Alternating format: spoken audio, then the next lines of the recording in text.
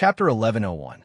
After coming out of Wang Donglin's house, Dean went to another place by car. According to the information provided by Felix and the local rich people, he selected some of them who were in urgent need of regeneration medicine and personally came to sell them.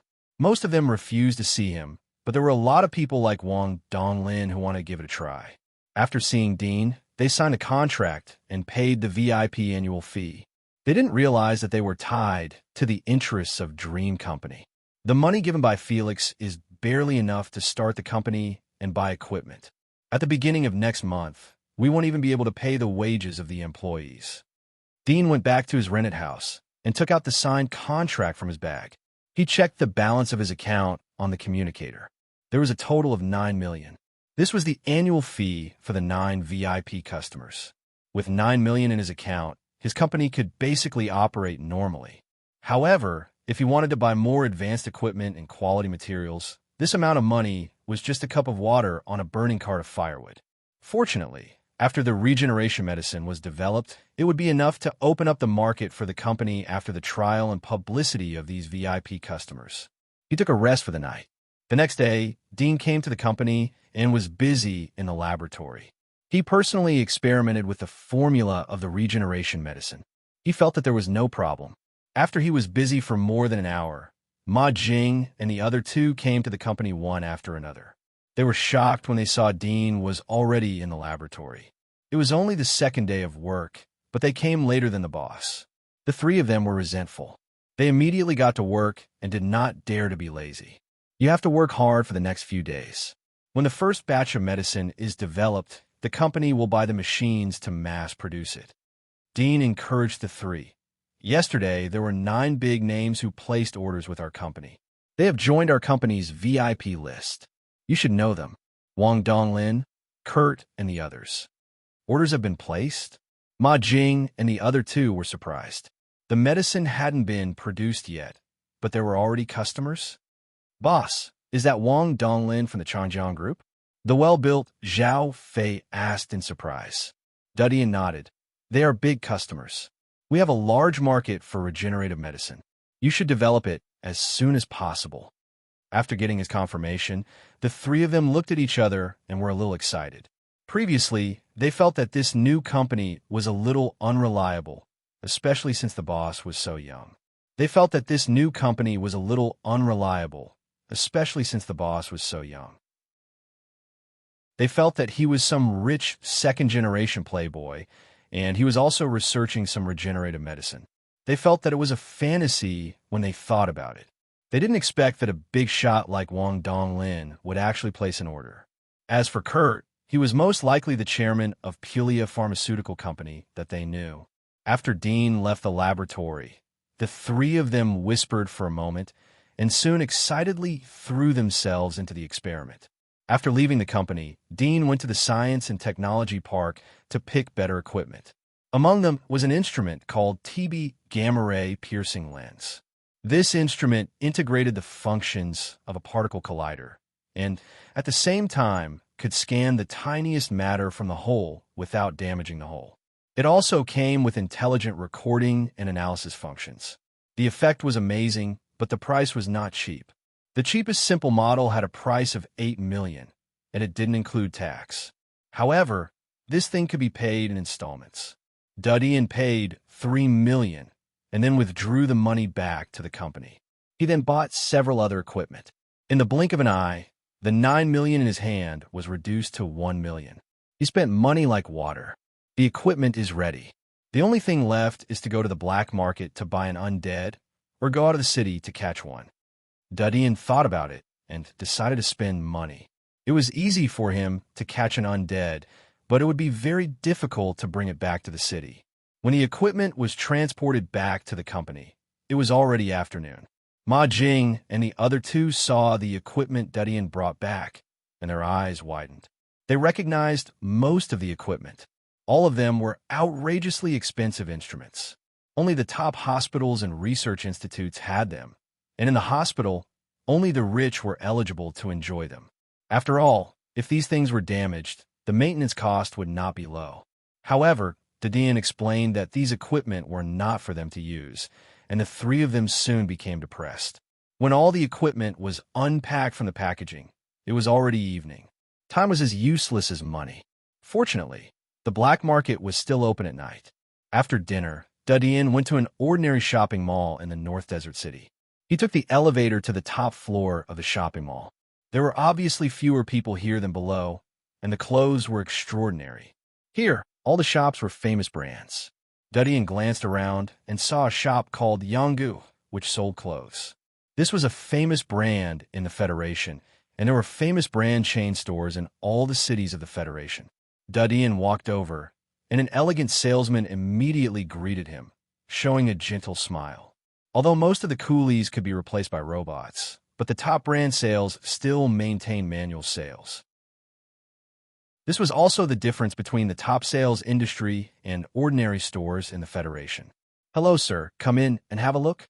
The salesman asked softly. Dudien nodded slightly, walked into the store, and asked, "Do you have a dark suit?" The salesman was slightly startled and shook his head.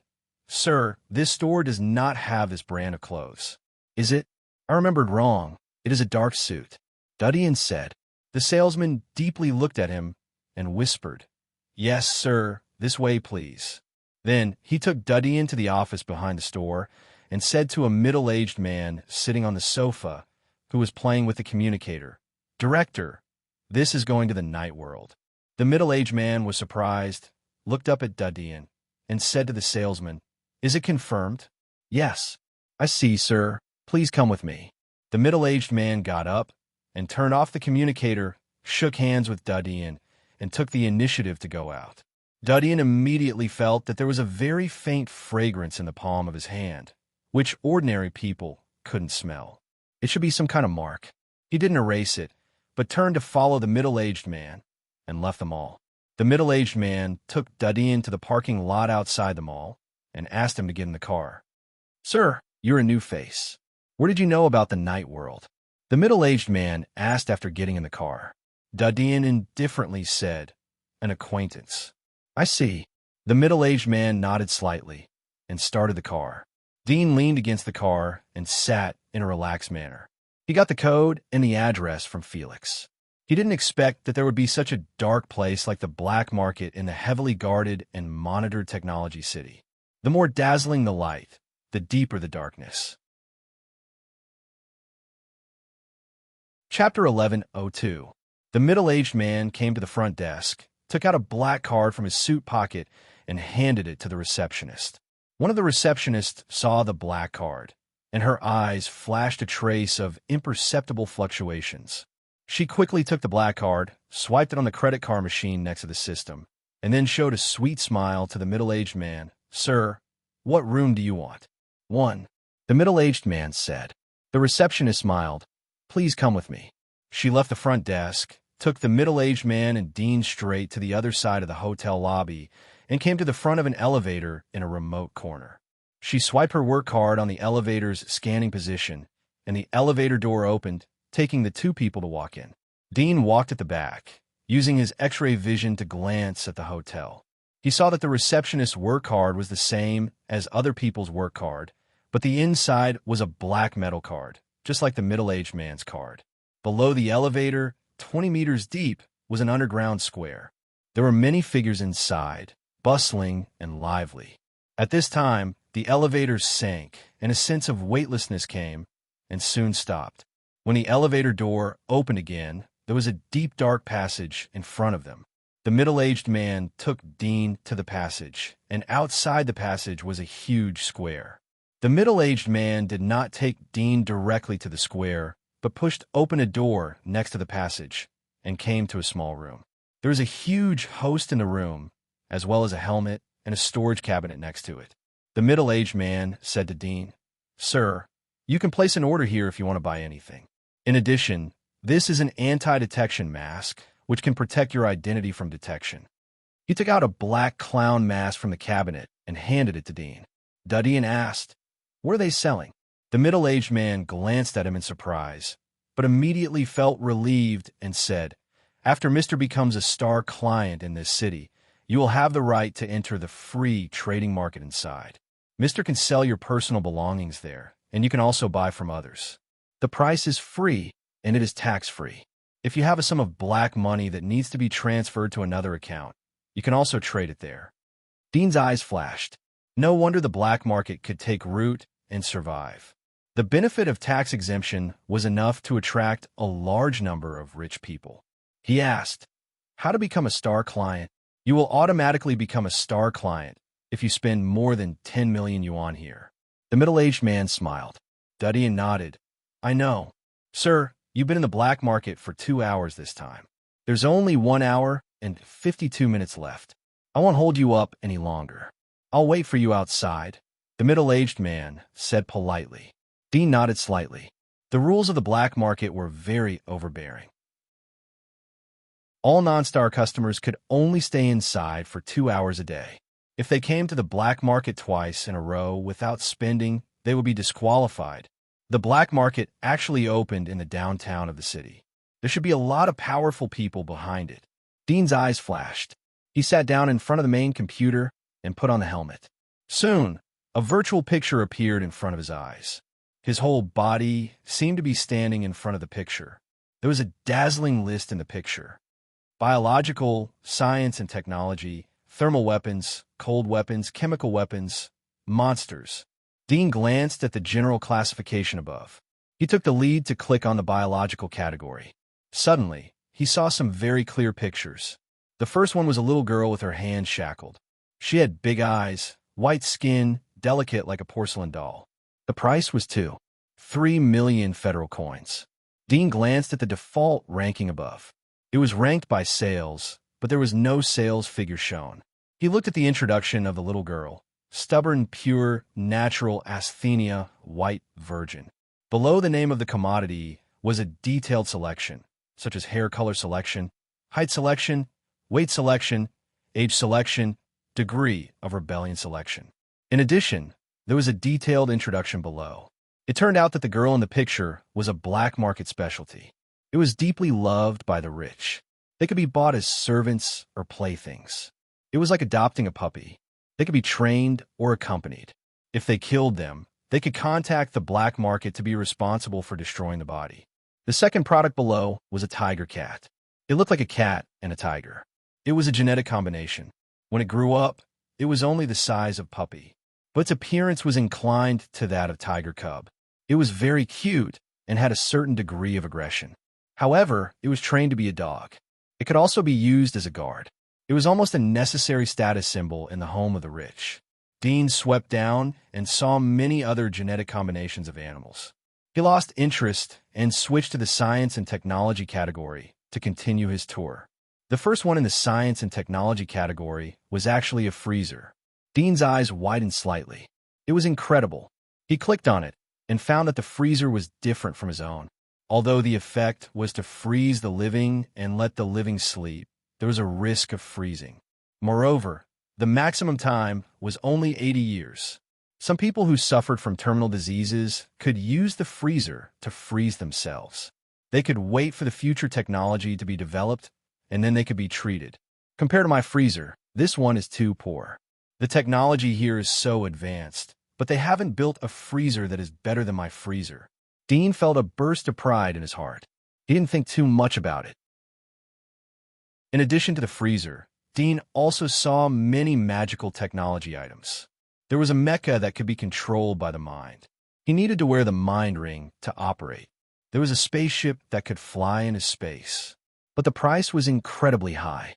It was as high as 2 billion. This should be for the rich to go to space tourism. The Earth is too dangerous. It is safer to go to space tourism. Dean looked at the detailed introduction below. It mentioned space tourism.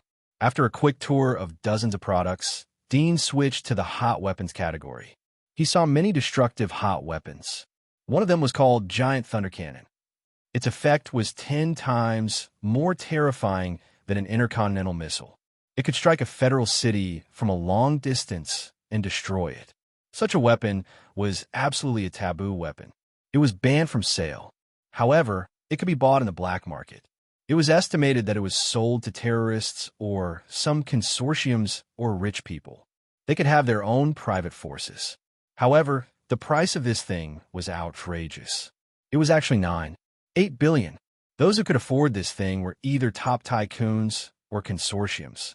Monster category, virgin undead. Corpse period of 1 week. Body is still fresh. Chapter 1103. Using the virus extracted from the undead to infect humans and turn them into undead, and then sell them. The price is 8 million. Dean clicked on the details of virgin undead and saw the detailed classification that could be provided above.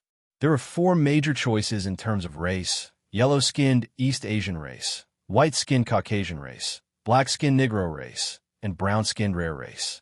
In addition, there was also a large area of choice in age. But the upper and lower limits were shocking, as low as a 3-year-old girl, as high as a 72-year-old woman. All have been trained, vocal command control. Dean looked at the specific introduction and was surprised.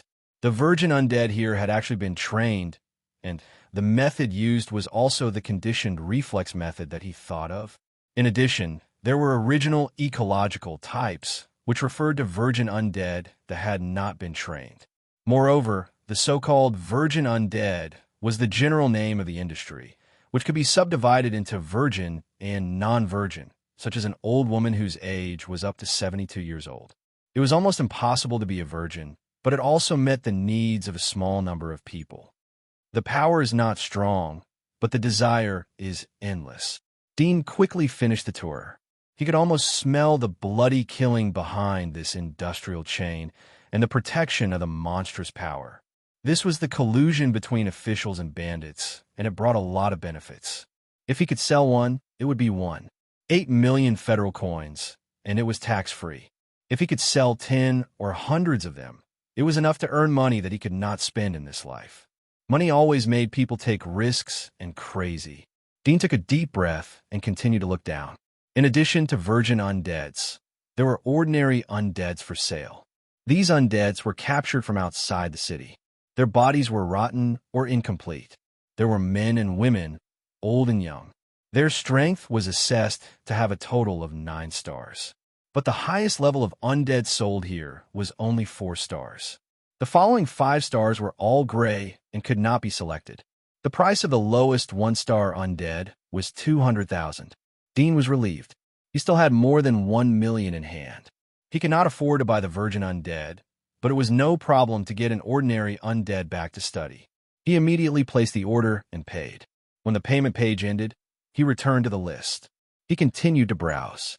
Other than the walking corpses, there were also many pictures of monsters. These pictures were taken from various angles, as if the monsters were arranged by the photographer. The prices range from tens of thousands of yuan to tens of millions of yuan. Among them, there was a 9-star monster corpse. It was 97% preserved and had almost no damage. It was priced at 820 million yuan. Dean got the detailed data from Felix and knew the corresponding data for each star. In the Empire, the magic marks warriors were from the initial hunter to the middle abyss. 9 stars corresponded to the middle abyss. The upper abyss was called the forbidden magic beast. As for the magic beasts at the level of the abyss, they were called the demon beast. Above the fiend celestial beasts were the rarest 5 great hell beasts. Every one of them had abilities that surpassed the fiend celestial beasts. Since the establishment of the Federation many years ago, only 5 of them had appeared, and they were all gone now. Destroying brain tissue with an electromagnetic nuclear weapon. Dean looked at the detailed introduction of the 9-star monster corpse. When he saw the method of killing it, he could not help but be surprised. What kind of weapon could kill a middle abyss monster unscathed? If this weapon was used in the war, wouldn't it be able to easily kill the middle abyss of the Empire? Thinking of this, he felt a chill in his heart. The strength of the Federation was more terrible than it looked on the surface. If they fought with the Empire, perhaps the Empire would not be their opponent. However, the Federation did not seem to be a monolithic block. He was going to ask Felix about the weapon after he left the black market. After a while, Dean saw many corpses of monsters. These monsters were sold on the black market, mainly to major consortia or some monster research institutes. 2 hours passed quickly. Dean exited the black market shopping list and heard the middle-aged man knock on the door. He took off his helmet and got up to open the door. "Sir, did you shop?" The middle-aged man asked very modestly and politely. Dean nodded. "I bought it." The middle-aged man smiled faintly and said, "I forgot to tell you earlier, sir. The address of your purchase will be kept a secret in the black market. We will disguise the delivery as something else so that you won't be suspicious. Moreover, we will make an appointment with you in advance." "I know this." Dean filled in the address of the company. He had already asked Felix about these basic operations. The middle-aged man smiled and left the black market with Dean. "I'm just looking around. You go back first." Dean did not take the middle-aged man's car after leaving the hotel.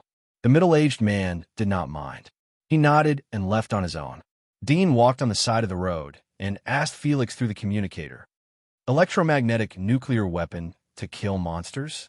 Felix was a little surprised, but his eyes suddenly lit up and he said, "That's right. How could I have forgotten about this before?" "Haha, Mr. Dean, with your strength, it's very easy for you to hunt magical beasts. I can lend you a mecha, and you can catch a few magical beasts a month, and that would be equivalent to half a year's sales of a large corporation." Dean rolled his eyes. "I'm not asking you to give me ideas to make money. I'm asking what this thing is." Felix was stunned for a moment.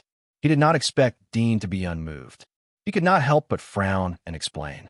"This is a special weapon that can directly destroy the brain of the monster. But it is mainly aimed at those monsters with hard bodies and weak brain tissue. It is not suitable for all monsters. Moreover, this kind of thing attacks indiscriminately, so it is banned by the military. It is generally used to kill monsters. Once the wandering teams find traces of a large monster, they will investigate in advance and scan the monster's body structure. After the complete analysis, they will choose the corresponding weapon to capture it. This can minimize the damage to the monster's body. The less damage, the higher the value. For example, the monster corpses that Hosk uses to make mechas can't be damaged more than 90%. Otherwise, the price will be reduced by at least half." Dean slightly raised his eyebrows. "So, the monsters are not a threat to you?" Felix smiled and said, "It's not that there's no threat. After years of war, the monsters have all been driven to the black domain outside the Circle of Peace. If a monster barges into the Circle of Peace alone, it's an act of suicide. But it's extremely difficult for our army to go deep into the black domain and catch all the monsters in one fell swoop, or drive them further away. There are too many monsters there. Although our weapons are powerful, but the resources are limited. Excessive fighting will consume the weapons. I heard from my father that a military expert analyzed that even if all the weapons and resources in the Federation are exhausted, we can only eliminate 1/3 of the monsters in the first continent. Therefore, as long as the monsters don't break into our peaceful zone, we won't launch a large-scale attack. After all, the demons are still eyeing us covetously outside. With the creativity and wisdom of humans, sooner or later, we will develop a new energy source. In the next few hundred years, we might be able to wipe out all the monsters and take back Earth, our home." "Few hundred years," Dean murmured. He stopped and looked up. The streetlights were colorful, and the night sky was hazy. Although there were no clouds, there were no stars or moon. It was not like the pure and dazzling night sky of the Empire. He shook his head, turned off the communicator, and walked along the street. Chapter 1104. The next day, an express delivery was sent to Dean's company. It was a three-dimensional metal box that looked like a freezer. It was tightly packed. Dean used his X-ray vision to scan it. He saw that there was a blonde male undead with a ferocious face and an incomplete body. "Is it Mr. Chin, M.O.?" The one who sent the undead was a handsome robot. The chest was engraved with the logo of a large transportation group. It seemed to be just an ordinary transport robot. But Dean knew that it should be a special robot of the Black Network. After all, the latter had recorded his identity and address information. This was an important secret that the members of the Black Network were not willing to expose. It was impossible for the Black Network to easily give it to an ordinary company. "It's me," Dean came forward to sign. The robot scanned the identity information in his communicator. After confirming, it put the things in front of the company's door. It said in a very friendly manner, "Mr. Cheen, do you need me to help you open it and send it in?" "Yes." Dean nodded. There was no handling robot in the company for the time being. If he brought this big guy to the company, it would most likely scare Ma Jing and the others to death. The handsome robot immediately carried the metal cabinet that stored the undead and followed Dean into the company. They came to Dean's exclusive office and put down the things in the designated position. "Mr. Cheen, do you have any other orders?" The robot smiled. "No, thank you." Dean sent the robot away. Then he used his X-ray vision to look at the undead in the metal cabinet. From the bone density and the degree of body mutation, it was only at the level of a primary hunter. Most of the bodies still retained the human appearance, but the decay and drying were not serious. Although it was not made by the Federation, it seemed that it was not the undead that mutated in the catastrophe 300 years ago. It may be caused by some travelers who went out of the Federation. There's a sponge inside. It is sound-absorbing and isolates all smells, including the air. Although the undead had not been trained, it was very quiet. It was mostly because the metal cabinet was isolated from the outside world. Even if it was shaken during the transportation, it behaved very well. It is not convenient to study this thing in the company. It seems that we have to find another place. Dean heard Ma Jing and the other two whispering about the production of regeneration medicine. Although the soundproofing material of the office was very good, but it was useless in front of his ultrasonic hearing. In case the undead wailed during the experiment, most of them would be aware of the abnormal sound. Dean was not in a hurry to open the metal cabinet. He jumped on the sofa and turned on the communicator to search for a suitable house. After searching for half an hour, he finally picked an abandoned graphene battery factory in the suburbs. The annual rent was 350,000 renminbi. The area was large, thousands of square meters. Moreover, it did not include the green space and parking lot in the factory. Dean didn't inspect it. He watched it through the video for a moment. He felt that it was suitable, so he placed the order. It had to be said that in the technology-based Federation, there were many things that were very convenient. Dean went to the second-hand car market and spent 30,000 renminbi to buy a minivan. After picking up the car, he drove to the company and asked the robot security outside the company to help carry the metal box to the car. Then he drove it to the abandoned battery factory. The battery factory was seriously polluted. Several nearby drainage ditches were full of black mucus and unrecognizable substances. Dean took a tour around the factory. Except for the poor environment, everything else was okay. It was quiet and sparsely populated. The nearest commercial street was 10 minutes' drive. There were almost no pedestrians on the road outside the factory. After putting the metal box away, Dean drove back to the company and hauled the equipment that he had purchased to study the undead. After a few trips, his driving skills were already completely proficient. The cars and road markings of the Federation were vastly different from those of the olden era. Fortunately, he could use the communicator to share his knowledge, and there were teaching videos inside. With his control and reaction speed, as well as his near-photographic memory, he would be able to learn everything after watching the tutorial twice. The latest progress of the demon attack. After hauling the equipment to the factory, Dean looked at the hottest news in the North Desert City. Although he was busy with the company's affairs in the past 2 days, he was always paying attention to Lucien's affairs. He saw that the news was good news. It was an official announcement that they had captured several demon accomplices. Dean's mouth slightly twitched when he saw the word "only." He looked at the picture and saw a young man with a pockmarked face. His eyes were dull, and there was a hint of ruthlessness in them. This was the first accomplice that was captured. His name, identity, place of work, and address were listed. In addition, it was mentioned that this person believed in pantheon religion. Then there was the second picture. It was a middle-aged man with a very clean beard. His appearance was ordinary. There was a mole on the corner of his mouth. He was wearing a blue and white striped shirt. It was very simple. There was also a lot of information about him. Dean looked down. A total of 4 people were captured. They were called demon accomplices. In addition, there was a video of the demon attack. The person in the first picture was in the mall that Lucien had rushed into. The video was from the surveillance of the mall. The person in the emergency exit did not rush out along with the crowd. Instead, he struggled to run back to the mall. Some experts said that he was rushing back to save his accomplices. Dean's eyes narrowed. He found that his eyes directly penetrated through the communicator. He saw his wrist instead of the internal structure of the person in the video. He was startled for a moment. His X-ray ability couldn't see through the video and the picture. Even the thermal vision was lost. He thought for a moment and zoomed in on the video. He carefully stared at the picture. Every frame was slowly played in his eyes. His expression, Dean noticed that the expression of the person was very anxious and even a little frightened. But his body was constantly being pushed by the crowd towards the exit. The expression was very realistic. It didn't look like a disguise. It could be seen that he was really very anxious. In such a case, the power he showed seemed somewhat insignificant. It was still within the scope of the power of an ordinary person. Is he just an ordinary person? Dean's eyes flashed. There was a trace of seriousness in his eyes. He then looked at the evidence on the screens of the other three people. Two of them were also in the mall, and they were acting suspiciously.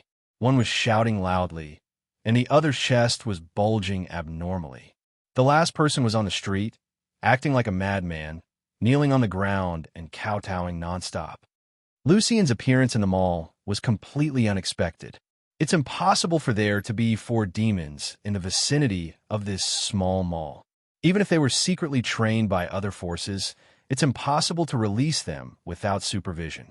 Dean suddenly thought of something and immediately contacted Felix through the communicator. "Have you seen the news of North Desert City?" Dean asked in a cold voice. "Wait a minute," Felix said, and then said a few words to the others over the communicator. After a while, he said to Dean, "I was in a meeting. Of course I have seen the news of North Desert City. This time the trouble is too big. I don't know how many pairs of eyes in the Federation are staring at it. Fortunately, they didn't find you. It seems that you are safe." Dean knew that he was safe the moment he saw the 4 demon accomplices. He was a bit surprised as to why the other party didn't find him, but he naturally wouldn't take the initiative to provoke trouble. He asked, "The 4 demon accomplices they caught should be scapegoats, right?" Felix was a bit surprised. "How do you know?" "Nonsense. How can there be so many demons near a small mall? According to this ratio, there are many demons in the entire North Desert City," Dean said. Chapter 1105. Dean quickly glanced at the resumes of the 4. He saw the problem. 3 of the 4 demon accomplices had one thing in common. They believed in 10,000 gods sect. "What is this 10,000 gods sect?" Dean asked Felix. Felix was surprised. "You know it so soon?" "It's a long story. The 10,000 gods sect is the largest religion in the Federation. Their believers are spread across all levels of society. Several members of the Rockwell Consortium are believers of the 10,000 gods sect." Religion? Dean slightly frowned as he thought of the Holy Church in Sylvia. It seemed that religious creeds could take root and multiply in any form of society, whether backward or advanced. Was it because humans were creatures that needed faith to survive? The demon attack in North Desert City caused a sensation. They didn't interrogate you. I guess they want to use this incident to make an example out of you. You're the main culprit. They want to attack the 10,000 gods sect. This is what the presidents of the Federation have always wanted to do. When the faith reaches a certain level, then it becomes power. Felix said, "The 10,000 gods sect has crossed the line." There was a trace of understanding in Dean's eyes. No wonder he wasn't arrested as a suspect. He didn't expect that the Federation's infighting would be so fierce. They could find an opportunity to fight against the 10,000 gods sect. He thought for a moment and said, "From your tone, you don't seem to be a believer of the 10,000 gods sect." Felix smiled proudly and said, "Of course, I don't believe in gods and ghosts. If there really are gods, why do demons still exist? Can't gods destroy demons? If so, then how can they be called gods?" "It seems that your awareness is quite high," Dean said. Felix laughed.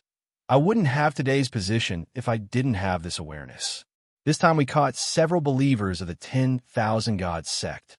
I think they will take the opportunity to fight with the 10,000 Gods sect. We can take this opportunity to secretly make a fortune. How is your company? Do we have enough funds? Dean heard a hint of ridicule in his voice. He guessed that the reason why he gave him $1 million was because he estimated that the money would be spent soon. Dean said, "The funds are sufficient. There will be a large amount of money when the company opens. Let's not talk about it for the time being. Look for the information about the church and send it to me." Felix was a little surprised, but then he laughed in his heart. "Stubborn duck, let's see how long your company can last.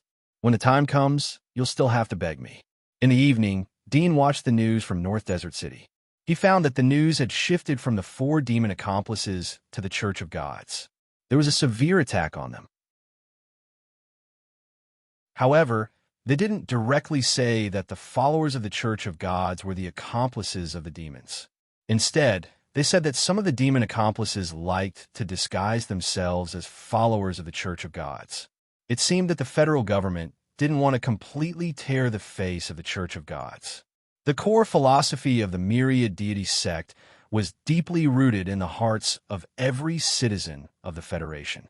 It said that all things had spirits and that all things would give birth to gods, including pots, bowls, ladles, and other utensils. There was a pot god for pots, a bowl god for bowls, a road god for roads, an earth god, and so on. It was almost impossible for the federal government to completely overthrow this concept. After all, many high-level government officials even believed that all things had a god. Therefore, they were very smart to choose a roundabout way to discredit the Church of Gods. There was no problem with the Church of Gods, but the believers of the Church of Gods were a place of hiding filth. What a good move to frame them. Dean sighed in his heart. These people were good at playing politics, but they were good at shady people. This preemptive strike was enough to cause a heavy blow to the Church of Gods. However, he had inexplicably provided them with a knife to kill each other. If the 7 kings of the empire sneaked in and stirred up the storm, I don't think a single soldier would be needed to break the Federation's infighting. Dean shook his head. There was an inexplicable disappointment in his heart. He didn't pay any more attention to it. It was estimated that the Church of Gods would counterattack. In a short period of time, the news would become a bit lively, but it had nothing to do with him. After preparing the equipment, Dean came to a dilapidated office in the factory. He had transformed it into a simple laboratory. Although the house was simple, the equipment inside was expensive and high-end. Dean released the golden undead from the metal box. The undead's hands and feet were locked by the connected chains in the box. It roared at Dean. Dean didn't respond to its hideous body and face. He took a small scalpel and cut a piece of rotten flesh from its body. Then he used the equipment to test the composition and genes. Soon, the genes in the undead's flesh were tested. There was a big difference between the genes of humans. It didn't have the ability to divide. No wonder the wounds of the undead couldn't heal. However, although it couldn't divide, it could transform into other forms when it was stimulated by external forces. Dean felt that a new door was opened in front of him. He was completely immersed in the experiment and forgot to eat and sleep. In the blink of an eye, it was the 7th day since the establishment of the company. Dean estimated that the production of the regenerative medicine should be almost finished. He drove to the company early in the morning. He found that Ma Jing and the other 2 were there. They were lying on their desks and sleeping. It seemed that they had spent the night in the company. Dean's eyes flashed. His line of sight quickly fell on an instrument in the regenerative medicine laboratory. There was a curved light green tube behind the instrument. There were 3 small bottles in front of the instrument. It seemed to be the regenerative medicine. Dean didn't suppress his footsteps. He walked into the company. Ma Jing and the other 2 who were lying on their desks were quickly awakened. They were surprised to see Dean's arrival. Ma Jing's sleepiness was swept away. She immediately stood up and excitedly said to Dean, "Boss, we succeeded. 6 days. It only took us 6 days to produce it." 3 bottles? Dean asked. "How do you know?" Ma Jing was stunned, but she didn't think about it. She excitedly said, "Yes, I will show you now." The effect of the regenerative medicine is too strong. Once the finished product is produced, it will definitely cause a sensation. Dean saw her run into the laboratory and took out the 3 small bottles. He asked, "How was the experiment?"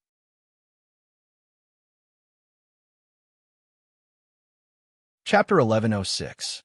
Dean looked at the 3 small bottles in his hand. So, these 3 bottles of medicine only need to be tested on the human body to be able to be marketed on the market. Ma Jing nodded again and again. Although testing on the human body is the most troublesome and the most difficult hurdle, but we are confident. In that case, I'll go and recruit a few people to test the medicine. Prepare the test contract, Dean said. In fact, even if there was no test, he knew that there wouldn't be any big problems with the regenerative medicine in his hand. As long as they strictly follow the formula given by him, there would be a 100% success rate. Ma Jing and the other 2 were the pharmaceutical elites that he had recruited. They had participated in a lot of drug development and production. The possibility of mistakes was very small for them to follow the formula. So the 3 bottles of regenerative medicine in their hands were basically equivalent to finished products. However, there was a rule in the Federation that the drug must go through human testing and review before it could become a legal drug. Dean came to his office and used the communicator to open several recruitment websites. He posted the recruitment of testers. In order to save time, he gave a high salary of 10,000 yuan. Generally, testers would work for a long time from the first trial to the final product. If they were lucky, they could try 3 or 4 times. If they were unlucky, they could try more than 10 times or even lose their life. This also led to a relatively high salary for testers. Generally, it was about 8,000 to 20,000 yuan. In contrast, the remuneration given by Dean was not bad. After the recruitment was posted, Dean contacted the customer service of the website and transferred 20,000 yuan to them. He asked them to help put the recruitment on the homepage. Half an hour later, someone contacted him. "I want to apply for a job as a tester." There is a stuttering and timid voice on the other side of the phone, but it seemed to be the voice of a middle-aged man. Dean asked, "Have you seen the recruitment notice? Do you agree with our conditions?" I agree, the man hurriedly said. Dean said, "Then come to our company tomorrow." Well, is it true that the remuneration will be paid on the same day?" The man carefully asked. Dean said, "It's true. Come to test the medicine tomorrow and pay the money tomorrow." "Really? That's great. Thank you. That person hurriedly expressed his gratitude, somewhat excited. Dean didn't say anything more. He hung up the communication and sighed. Although he didn't see the person, but he could feel that the person was most likely a low-level civilian who was forced by life. After all, being a drug tester was a dangerous profession. It could not even be called a profession. Usually, only those who were short of money or had contracted some kind of disease and had no money to treat it would become a drug tester. The price they had to pay was that even though they might be able to temporarily alleviate their urgent needs, they would still be tormented by the injuries caused by the drug tester for the rest of their lives.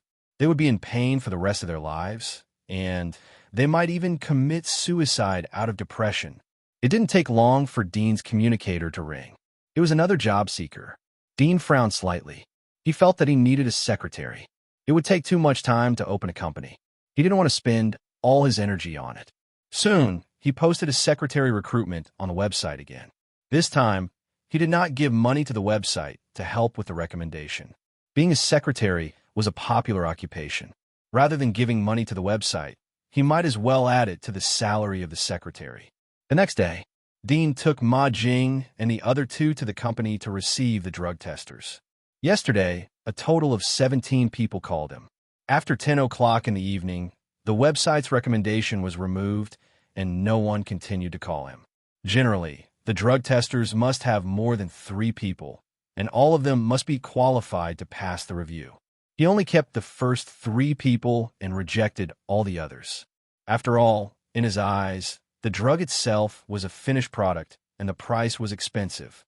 Not to mention that he gave them a sky-high price drug, he also gave them money. Such a good thing may not happen in the entire Federation. "Let me see your injuries." In the office, Dean, Ma Jing, and the other two sat on one side, and the other three candidates sat on the other side. Two of them looked uncomfortable, and the other middle-aged man looked very calm. At a glance, Dean found that the middle-aged man's temperament was somewhat tough, different from ordinary people. He had a kind of military spirit, but also a bit of luxury. Such a person should not be doing this for money. Dean had observed the bodies of the three people when they arrived. At this moment, he was just walking, so as not to make Ma Jing and the other two suspicious. This is my injury. The middle-aged man on the far left was nervous and stuttered. He raised his left hand and saw that a finger was missing. It was wrapped in gauze, and there was blood. Even Ma Jing and the other two could see that it was an injury from yesterday. Your finger, did you break it yesterday? Ma Jing couldn't help but ask. The middle-aged man was nervous and uneasy. I accidentally broke it yesterday morning. I heard that you're studying regenerative medicine. Should I meet your recruitment requirements? Ma Jing suddenly understood and said with a smile, in that case, your luck is really good. Our medicine basically has no defects. If nothing goes wrong, your finger will grow back, and you can also get 10,000 yuan for the trial fee. The middle-aged man's eyes lit up when he heard 10,000 yuan. His heartbeat accelerated a few beats. Dean could see at a glance that his fingers were broken at night, which was not long after the call with him ended. The purpose was probably for the 10,000 yuan. 10,000 yuan for a finger should be a good deal for the middle-aged man. The middle-aged man with thick eyebrows and big eyes, who was sitting in the middle, glanced at the man on the left. There was a hint of mockery in his eyes, but he didn't say anything. Instead, he lifted up his shirt and took it off, revealing his sturdy chest. However, there were several deep scars on his chest. Below the scars, there was a pit, and there was actually a piece of flesh missing. Money is not a problem. Can your regenerative medicine cure my injury? It is already scabbed, the middle-aged man said. Ma Jing and the other two screamed out in fear as they saw the middle-aged man's body. No problem, Dean calmly said. The middle-aged man looked at him. Are you the boss? What's your name? Dean slightly frowned. You are here to test the medicine, not to test the boss. The middle-aged man was stunned for a moment before he chuckled and said, Well said. I hope your medicine works. Otherwise, I will be very disappointed. Ma Jing and the other two could see that the middle-aged man's identity wasn't ordinary, but his tone made them uncomfortable. Ma Jing curled her lips. Our medicine is certainly useful. You're taking advantage of us. Otherwise, you may not be able to afford it when our medicine is on the market.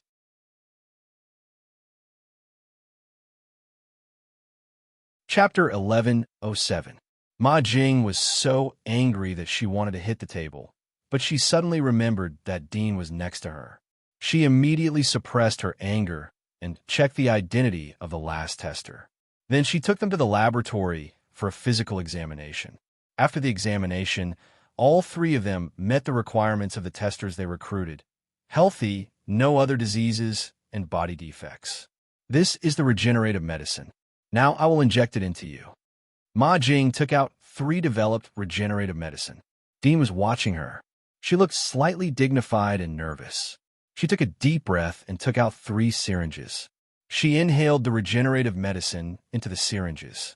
Then she came to the slightly timid middle-aged man and said, Relax your body. Don't be nervous. I'm not nervous. The middle-aged man stuttered. His face turned red. Ma Jing was speechless. She was too lazy to persuade him again. She injected the regenerative medicine into his arm. For a time, everyone's eyes were focused on the middle-aged man. Ma Jing didn't continue to inject the second person. If the first person failed, then there was no need to continue to inject harm to others. How do you feel? Ma Jing and the middle-aged man stared at each other for 2 minutes. She finally couldn't help but ask. The middle-aged man scratched his head. It seems that my body is a bit hot. Do you feel uncomfortable? Ma Jing asked. No. The middle-aged man suddenly looked nervous. Ma Jing immediately winked at the other two. They came forward to draw the blood of the middle-aged man and took it to the side for testing. The middle-aged man suddenly exclaimed when they went to test. It's itchy. The middle-aged man hurriedly tore off the bandage. The wound was really new and hadn't healed yet. The sticky gauze tore the skin and a lot of blood flowed out. The middle-aged man didn't seem to feel the pain. He wanted to reach out and scratch. Ma Jing was shocked. She quickly grabbed his hand. "Don't move. It will be infected." "But it's itchy." The middle-aged man was a little impatient. Ma Jing stared at him. "Even if it's itchy, you have to endure it." The middle-aged man's face was deathly pale. He clenched his teeth, and in less than half a minute, the blood on his finger suddenly stopped flowing. Then, in front of everyone's shocked eyes, the scar on the finger slowly protruded and grew at a speed visible to the naked eye. After 4 or 5 minutes, a pink finger gradually took shape. During this process, the laboratory was silent, and someone suddenly let out a sharp gasp, breaking the silence. "It can actually regenerate. This medicinal effect is too strong. We did it." Ma Jing and the other two stared blankly at this scene. The effect of the drug was beyond their expectations. Although they had seen similar scenes on mice, they were mice after all. Who would have thought that the effect would be so terrifying when used on humans? Dean was relieved when he saw this scene. Although he was full of confidence, after all, it was not confirmed. There was always a possibility of an accident. "What's wrong? Can you feel your fingers? Can you move them?" After the shock, Ma Jing quickly reacted. Her eyes were full of fanaticism as she stared at the middle-aged man. It seemed that she wanted to dig out all the feelings and thoughts in his mind at this moment. It was the first time for the middle-aged man to be looked at so passionately by a woman. He immediately felt nervous and inexplicable restlessness. His heartbeat quickened as he mumbled, "It's a little itchy, but I can move around." After saying that, he bent his finger and felt that it was no different from his previous fingers. What's more, this finger was more sensitive and could feel the weak airflow and temperature in the air. Ma Jing was more excited as she looked at the middle-aged man's fingers. She looked at Dean and said in a trembling voice, "Boss, we really succeeded. We have created a regenerative medicine.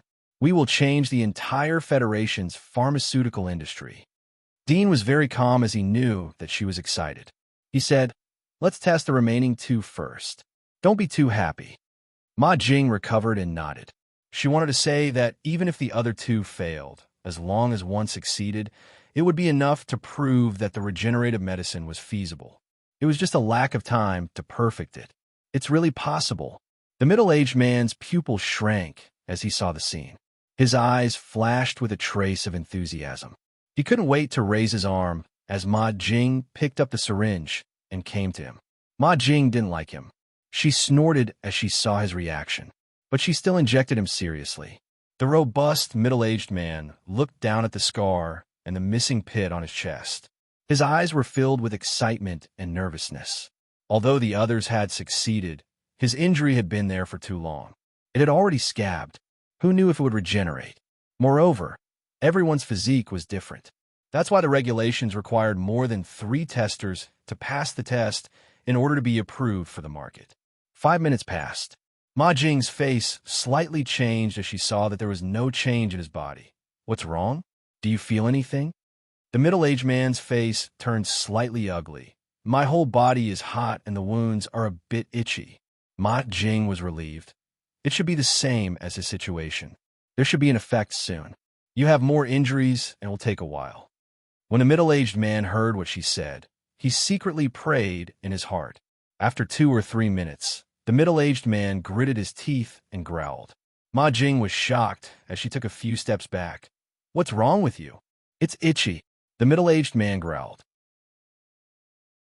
Dean, who was standing next to the middle-aged man, stepped forward with a scalpel in his hand.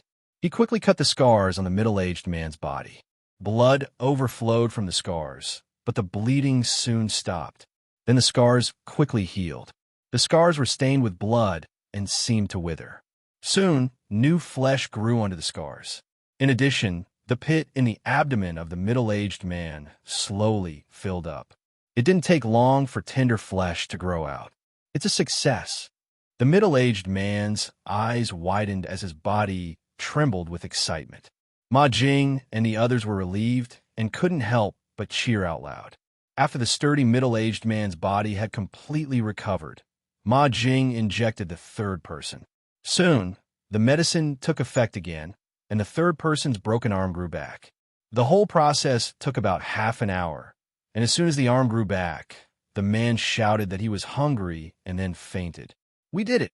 Ma Jing and the others couldn't hold back anymore. They hugged each other in excitement. As medical professionals, they naturally knew what regenerative medicine meant. They knew how terrifying the market was.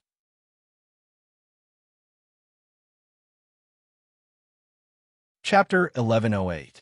Dean's reaction was very calm when Ma Jing and the other two were cheering excitedly. He knew that the real difficulty had just come. Although the rejuvenation drug was made by him, it was still unknown whether it would belong to him or not. It's really reborn. The middle-aged man sighed with emotion. He stretched out his hand and gently stroked the tender flesh of his abdomen. The touch was so clear and delicate that he could even feel the roughness of fingerprints. He was amazed by this magical drug. Then he thought of something. His eyes skipped over the cheering, excited Ma Jing and the other two and saw Dean's calm expression. "Boss, you don't seem to be surprised." The middle-aged man was curious. He put away his contempt for the young man. He knew that the person who could make such a drug would soon shock the entire Federation. Ma Jing and the other two were surprised to see that Dean was not too excited. The surprise in their hearts faded a bit, and they calmed down. "There is nothing to be surprised about. It's all expected," Dean casually said. "Since the test is completed, I will transfer the reward to your account. Please go back. If there is any need for the drug review in the future, maybe I will contact you again. I hope you can help." The somewhat cautious and timid middle-aged man and the third young man nodded again and again. They said some words of gratitude and got up to leave. "You don't want to leave?" Dean looked at the indifferent middle-aged man and slightly frowned. "Few people will drive me away." The middle-aged man smiled and said, "My name is Yao Jie. I am fortunate to meet you. May I know your name?" "My name is Qin," and Mo Dean looked up and down at the man. He felt that his name was familiar. Soon he remembered that this name was mentioned in the news of the demon attack on the North Desert City. He was a famous general of the Federation, but he didn't know in detail. There was no photo of him in the news. "Qin Mo?" Yao Jien nodded slightly. "Mr. Qin, you've cured my body. I can't repay your kindness. If Mr. Qin runs into any trouble in the future, you can look for me. I'll send you my contact number." Dean directly said, "I have seen your name in the recent news of the demon attack. It seems that you are a general. I can see that your temperament is meticulous. You are sitting and standing upright. Are you the general?" Ma Jing and the other two were shocked as they heard Yao Jie's words. They were stunned. Was this man a general? A general of the army was sitting in front of them. Yao Jie shook his head. "I didn't expect Mr. Qin to recognize me despite being so low-key. I'm Yao Jie from the 3rd Division of the Federation." "Hello, Mr. Qin." "Hello." Dudian nodded. He was slightly speechless. "Why would you expose your name if you want to be low-key?" Ma Jing and the other two couldn't help but open their mouths wide when they saw him admit it. They didn't expect that such a big shot who could appear in the Federation news would appear in front of them.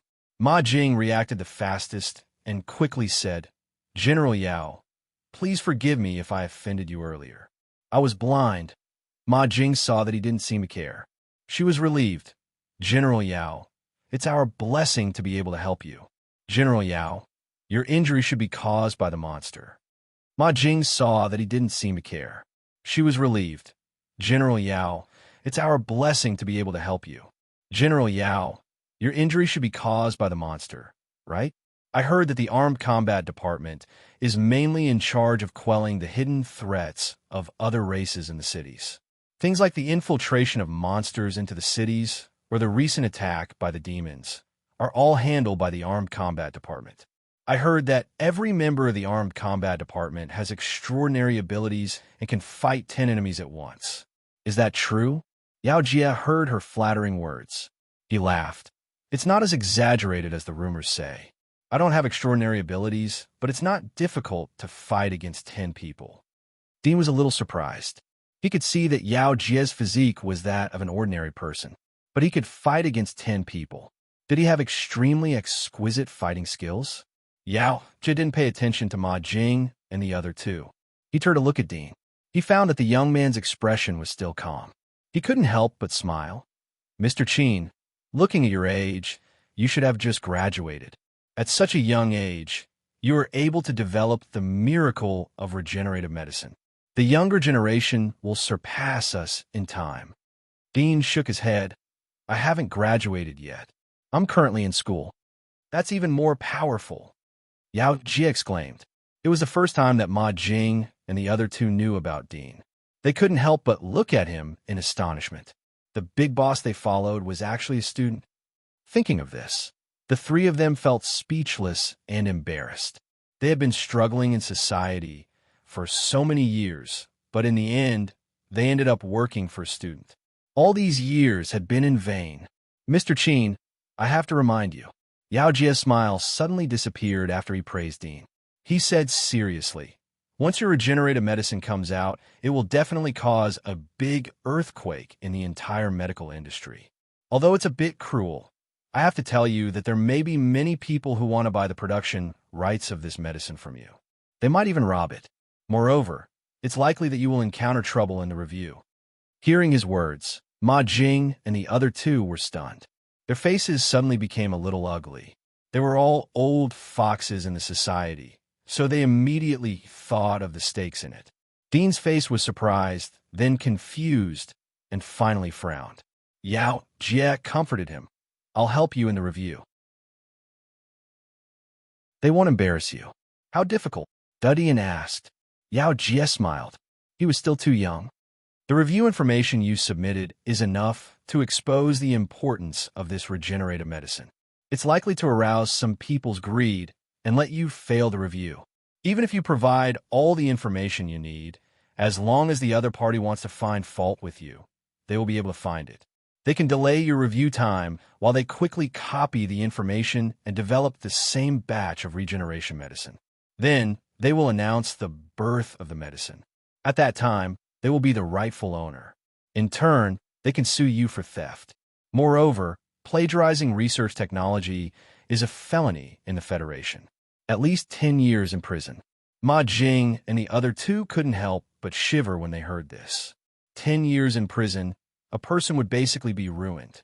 Dean was like a young man who just came out of the society. He was angry and asked, if what you said is true, won't the same thing happen to other medicines? If that's the case, who would dare to study such an excellent medicine? Yao Jie shook his head and said, if it's an ordinary medicine, it's naturally not worth it for others to take this risk. However, the value of your medicine is too high, so there will definitely be people who are willing to take the risk. This isn't the first time something like this has happened. You've seen many famous medicines in the market, some sensational medicines, but behind them, how many bloody wars have you not seen? Moreover, it's very difficult for the Federation to manage this kind of thing. Unless you're a big group or have a deep background, it's not difficult for a small company like yours to take away your results. Dean angrily said, doesn't the Federation care about it? The result of this will only be the killing of geniuses and the killing of good medicine. This is caused by the environment. There is no way to change it. It's not something that can be changed by one or two people. Yao Jie shook his head slightly. He had seen too many such things. He was used to it. If Dean's medicine didn't cure his injury, he would be too lazy to remind him. Dean was silent. He didn't act at this moment. After a long silence, he said, I know. Thank you, General Yao. The people from the review department won't embarrass us. Yao Jie nodded slightly. But this is just the first hurdle. It is estimated that a big group will soon come to buy your company. If you don't want to take the risk, you can sell the company. If you want to struggle, you can find me. I will repay the kindness of your treatment. I will consider it, Dean said.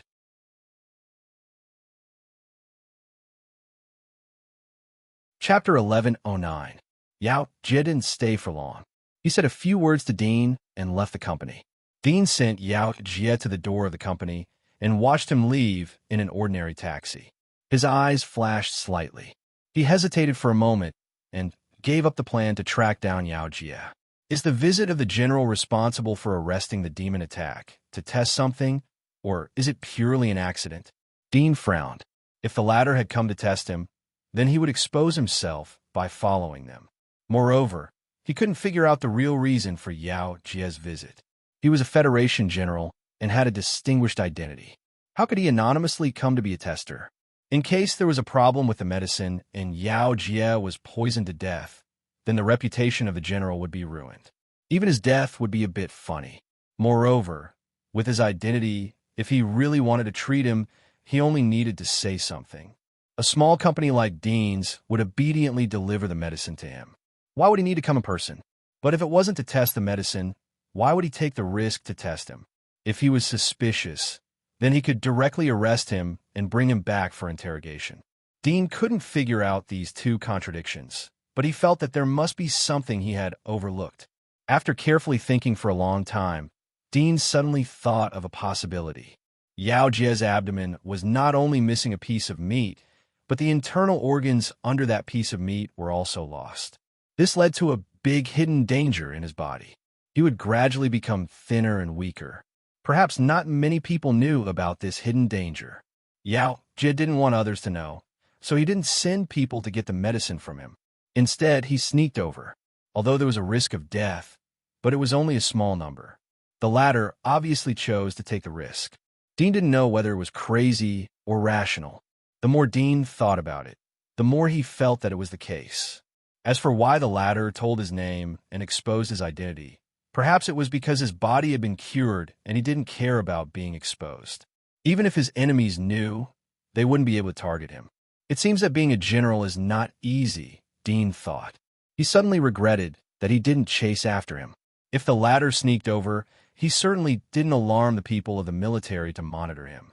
If he tracked him, he could find out the address of the general.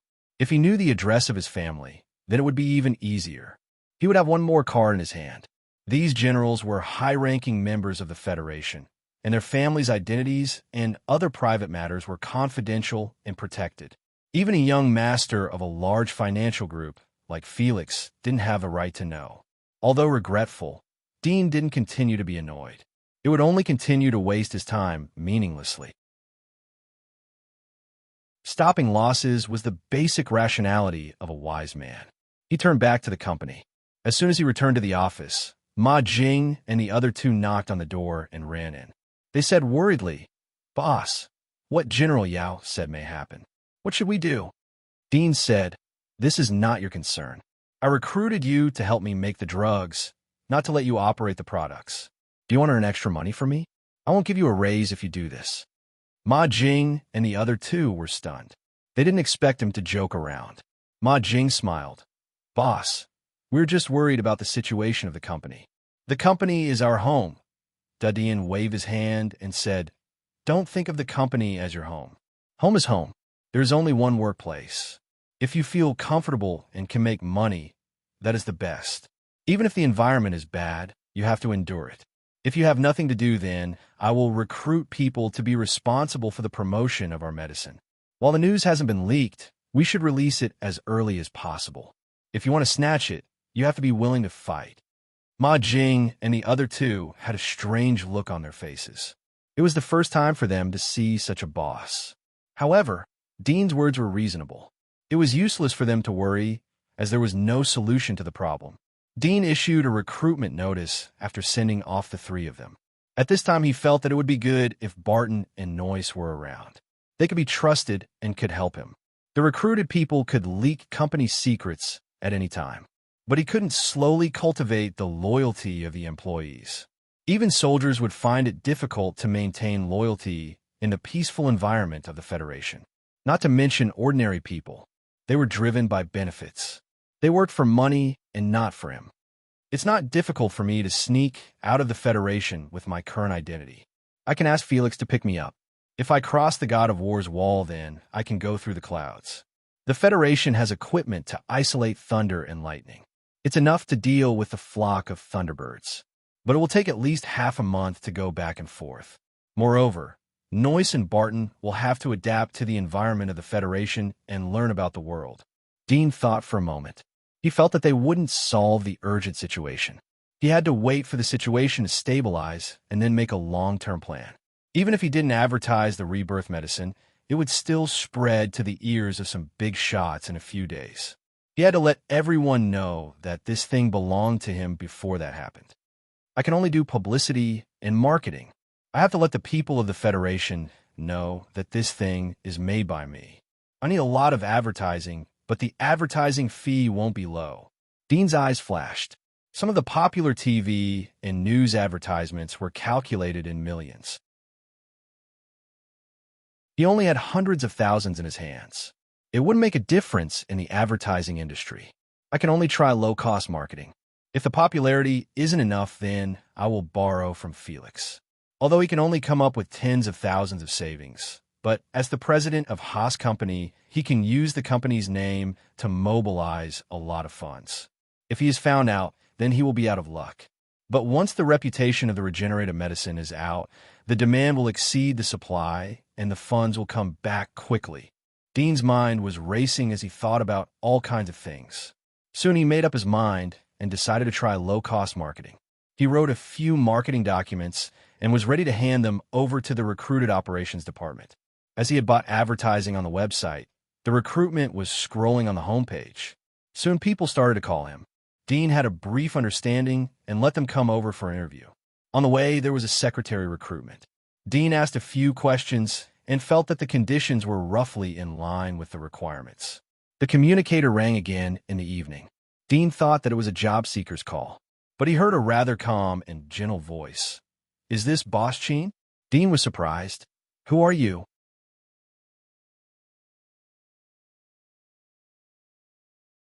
Chapter 11:10. "Yes," Dudian asked. "How much do you need?" Song Jin was relieved and smiled. "I'll take one first." "All right, the items are expensive, so come and get them yourself," Dudian said. "Okay," Song Jin agreed. After hanging up the communicator, it didn't take long for two people who had signed the VIP contract with Dean to come to him. Dean asked them to come directly tomorrow to collect the money and the goods. The next day, when Dean arrived at the company, there were already a lot of people waiting for him. One of them was the secretary he had recruited. She was a 27-year-old beauty named Zhu Ying. She looked very capable. She was not the kind of capable secretaries in general, but a real capable person. At first glance, one could tell that she was an efficient person. Dean casually learned about her and accepted her. Then he handed over the recruitment to her. Zhu Ying didn't expect her new boss to be so young. She was a little perturbed.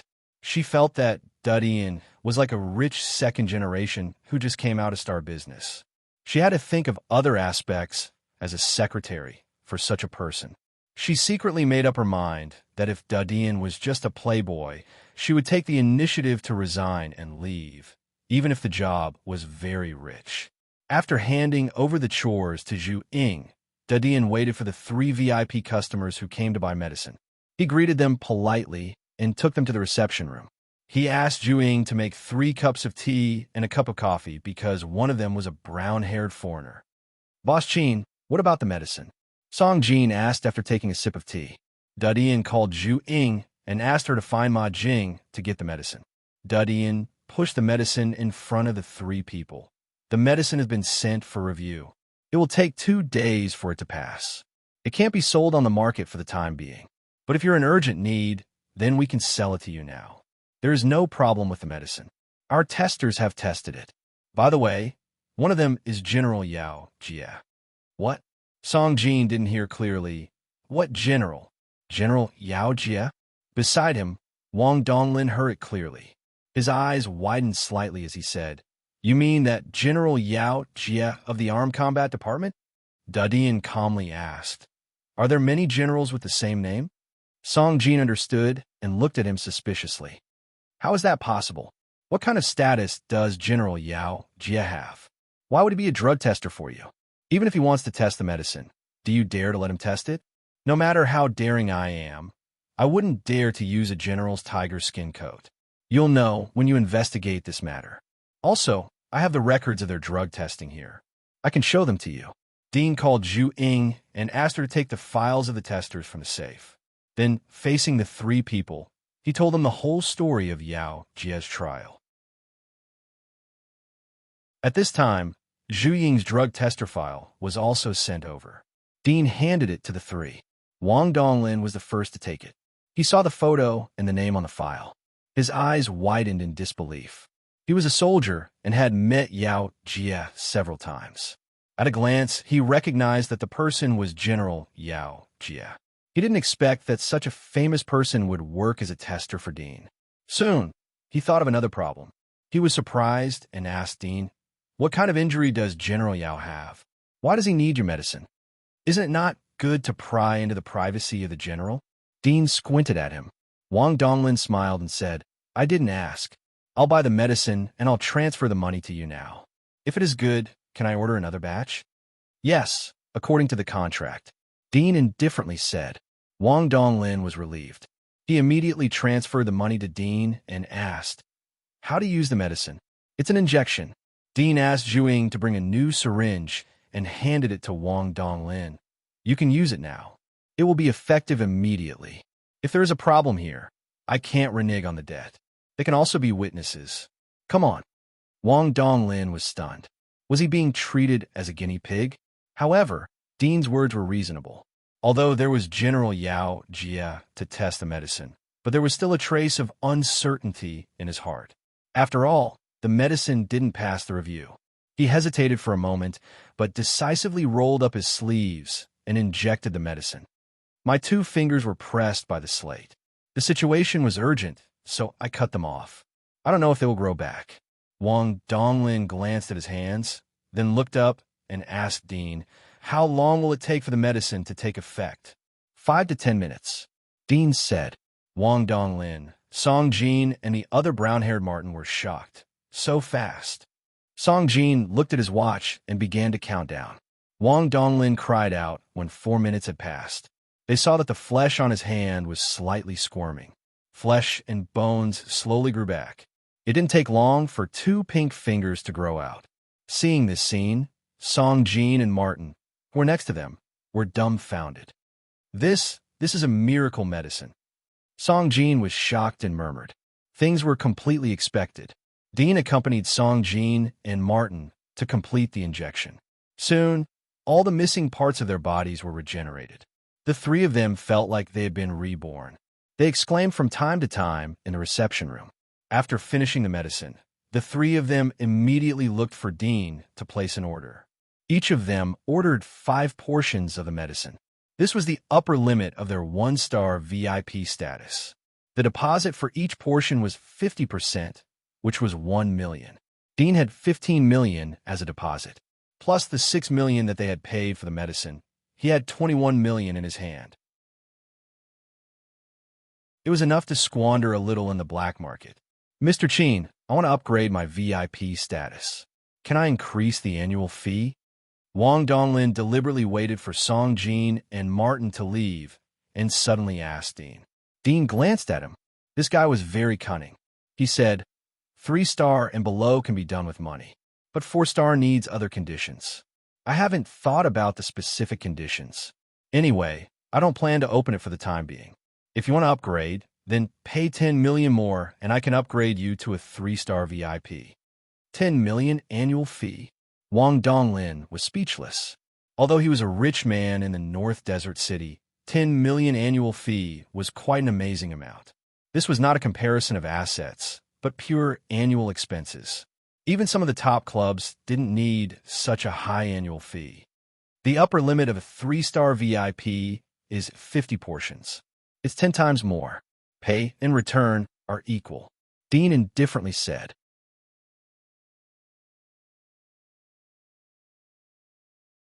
Chapter 1111. Wang Donglin did not immediately increase the annual fee, but went back to allocate funds. After all, although he had money, a lot of the funds were in the various industries under his name. He needed to report the properties of these industries. On the same day, Dudian's company recruited several members of the planning and advertising department.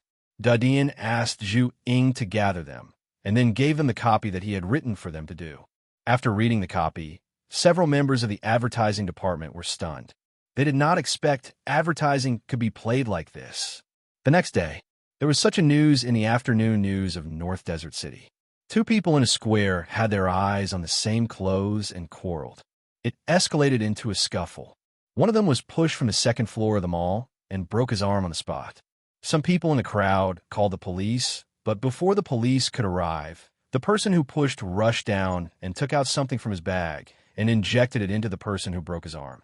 By the time the mobile police arrived, the person who broke his arm had already stood up from the ground. His body was intact. Under the mediation of the police, there was no intention to blame the person who pushed the person. This strange incident quickly attracted the attention of some people. Through the surveillance video, people found that the person who broke his arm was indeed broken, but it quickly healed. This strange incident quickly attracted the attention of the majority of the people in North Desert City. Soon, some netizens found an advertisement that was played in the back of an inconspicuous small TV series. The drug that was sold in this advertisement was called regenerative medicine. The effect was described to be very magical, even magical to the point that it was somewhat fake. After this advertisement was found, it quickly attracted people's attention when it was compared to the trending news. At the same time, that night, a few more hot topics popped up. They were all things that happened around the ordinary citizens of Mo Bay City. Among them, there were people who filmed strange videos of themselves hammering off their arms and showing it to the netizens from all angles to prove that their arms were indeed broken. Then, after injecting a tube of medicine, their arms healed not long after. There were no special effects added to the video. The producer of the video also admitted that the medicine that was injected was called regenerative medicine, and it cost 2 million federal coins. The almost sky-high price of the medicine and the magical effect instantly aroused the curiosity of the people in North Desert City. Even people from other cities noticed these interesting news. The reputation of regenerative medicine was getting louder and louder. In the company, Dean, Ma Jing, and the others, as well as the advertising and planning departments, had a meeting. They listened to the various results reported by the advertising department. Everyone felt like they were in a dream. Even Ma Jing and the others who were concentrating on studying the medicine felt incomparably magical. They looked at Dean with admiration. Who would have thought that Dean would let the news platform take the initiative to advertise for him? The money invested in the advertisement was small, but it turned into a news event that attracted the attention of some popular news platforms.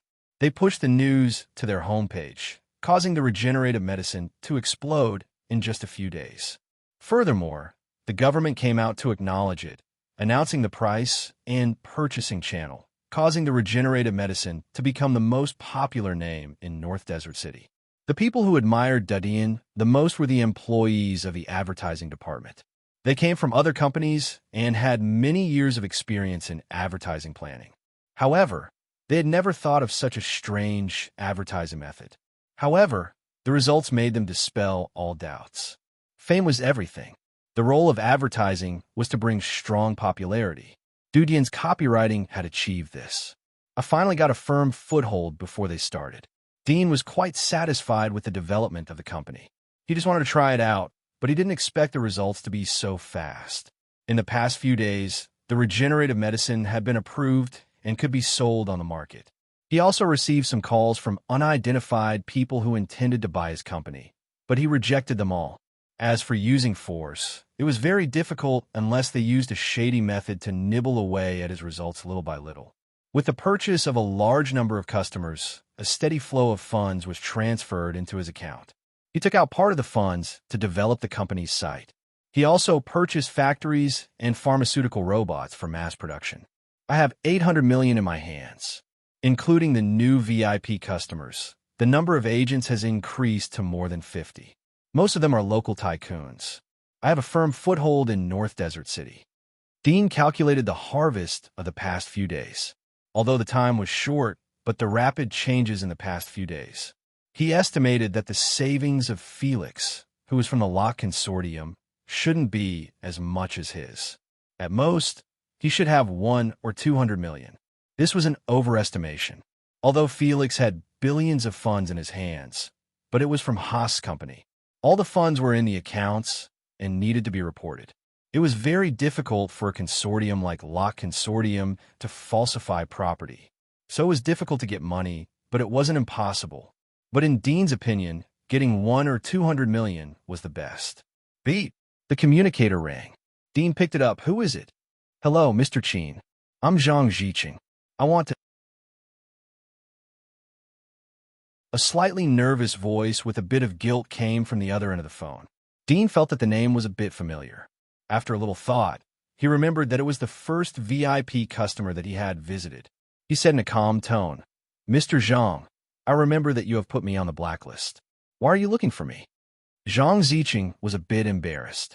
In the past few days, the name of regeneration medicine had spread throughout the North Desert City. It even appeared in the federal news. Although it was not a household name, it was extremely popular and continued to ferment. Many jokes about regeneration medicine were spreading and getting more and more popular. He heard about it from his daughter, and then personally learned about it. Only then did he find out that the person who came to find him was not the liar he thought. Mr. Chin, you must be joking. We didn't even meet at that time. I hope you can forgive me. I did it for a reason. Zhang Ziqing was sincere and ready to complain, but he was interrupted by Dean. Since I have been put on the blacklist, there is no need to talk about it. My time is very precious. I wish Mr. Zhang good health. Dean hung up the communicator. Zhang Ziqing heard the sound of the phone being hung up. His face suddenly turned ugly, and then he snorted, It's just a bottle of medicine. I don't believe I can't buy it. You block my ID, right? I'll find someone else to buy it. I have money. How can it be difficult for me? He was so angry that he immediately found his friend's communicator to contact him. After Dean hung up the communicator, he also blocked Zhang Ziqing's communication code. He knew that although he did not sell the medicine to him, the latter would definitely buy it from other channels. It was even possible that he could buy it on the black market. It was not difficult to get things done with money. He picked up the communicator, slowly entered a number, and dialed.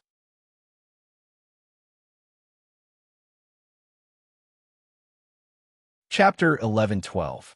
A strange male voice came from the other side of the communicator. This is Terra's Foreign Affairs Department. Who are you? My name is Chin Mo, the chairman of the Dream Company. Dean said, the regenerative medicine sold in the market these days is made by our company. Oh, Jing Chao was a little surprised. He had also heard about the regenerative medicine that had spread like wildfire in the past few days. He heard that the headquarters had purchased this regenerative medicine and was analyzing its composition. He did not expect that the owner of this popular medicine would take the initiative to contact them. Mr. Chin, what's the matter? Jing Chao didn't mention the regenerative medicine, but asked in a calm tone. Dean frowned slightly. He didn't expect the people from the big consortium to be so arrogant. He thought for a moment and said, I want to make an appointment with the person in charge of your consortium. I have a business to discuss with you. Discuss business with us? Jing Chao was stunned for a moment and couldn't help but laugh. Mr. Chin, our Foreign Affairs Department is very busy. If Mr. Chin wants to sell your company's shares, I can inform you. But if you want to talk about the distribution of regenerative medicine, then forget it. Dean slightly raised his eyebrows and was silent for a moment, then said, I want to talk about another kind of medicine. This medicine isn't on the market yet, but the market demand is not inferior to the regenerative medicine. I want to sell this medicine to your consortium. Do you think we can talk about this business face to face? Jing Chao was surprised. Your company has a drug similar to the regenerative medicine? Okay, I will convey this matter for you. Dean said, thank you, and hung up the communicator. He didn't expect the Terrace Consortium to be more arrogant than he had imagined. It seemed that they were quite dismissive of the regenerative medicine. He was worried that they would come to grab the patent and the pharmaceutical company. Now it seemed that he was worried too much. Terrace Consortium has dominated the Federation for hundreds of years. It is the inheritance of the god of science and technology. Its status has been respected for a long time. Even the ordinary employees are so arrogant. I don't know how arrogant the executives of the consortium are. Hundreds of years of empire will be destroyed by corruption, let alone a mere consortium. Perhaps it has already been covered with scars. Once it's pushed down, it will collapse. Dean's eyes flashed slightly. It didn't take long for Felix to contact him. How is it? Have you contacted the Terrace Consortium? Got in touch. Dean said. He got the communication number from Felix. Ordinary people wouldn't know the communication number of the foreign minister's office. Felix let out a cry of surprise, and then probed. I heard that you were the one who made the regeneration medicine. You should have earned a lot of money, right? Why would he sell such a good thing to Traff?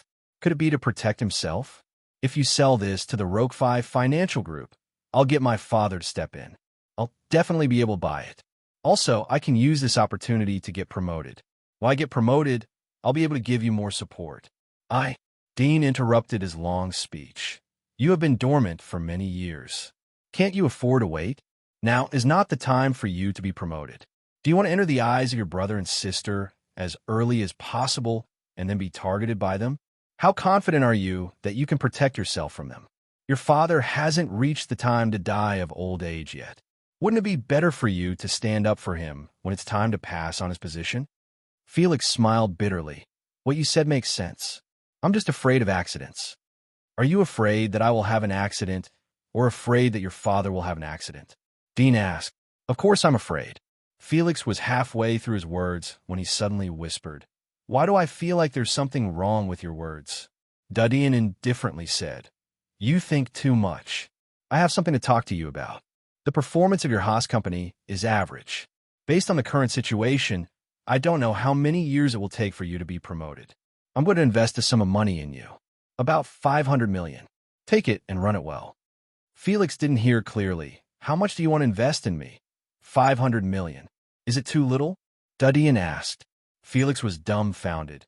Where did you get so much money? He suddenly thought of the regeneration medicine in Duddian's hands. It's only been a few days, and you've made so much money by selling regeneration medicine?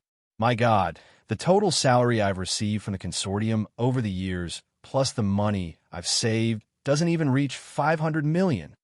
That's the gap between us. Duddian bluntly said. Felix almost vomited blood.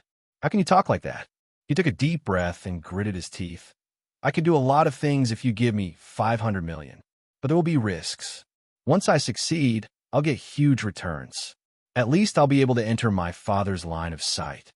Your goal is to enter your father's line of sight? Duddian was slightly disappointed. Felix heard the disappointment in Duddian's tone and quickly said, It's just the first step to replace him. It's a necessary step. Duddian thought for a moment, but didn't say anything. He was afraid that the goal would be too big and scare him away. He immediately said, I'll transfer the money to you, but you have to sign a contract for the money. I can't give it to you unconditionally. I knew it, Felix whispered. Duddian made an appointment with Felix to sign the contract and then hung up the communication. In the evening, the secretary of the Minister of Foreign Affairs of the Terrace Consortium contacted Duddian and arranged to meet him at noon tomorrow. He also sent a plane to pick him up. Duddian rested for the night and sorted out the information. The next morning, he came to the company and handed over some simple things to Zhuing. He asked her to take care of the company's operation. Then he left the company by car. It didn't take long for an armed fighter jet painted with the Terrace English logo to land.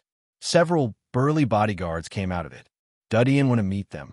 The one who was in charge of receiving him was a blond middle-aged man who claimed to be the deputy of the Minister of Foreign Affairs of the Terrace Consortium. After the fighter jet took off, it left the sky above North Desert City. The wilderness outside the city was in sight, and there were even air tunnels leading from North Desert City to other cities. Meanwhile, the fighter jet gradually flew higher and passed through the wilderness, passing by cities along the way.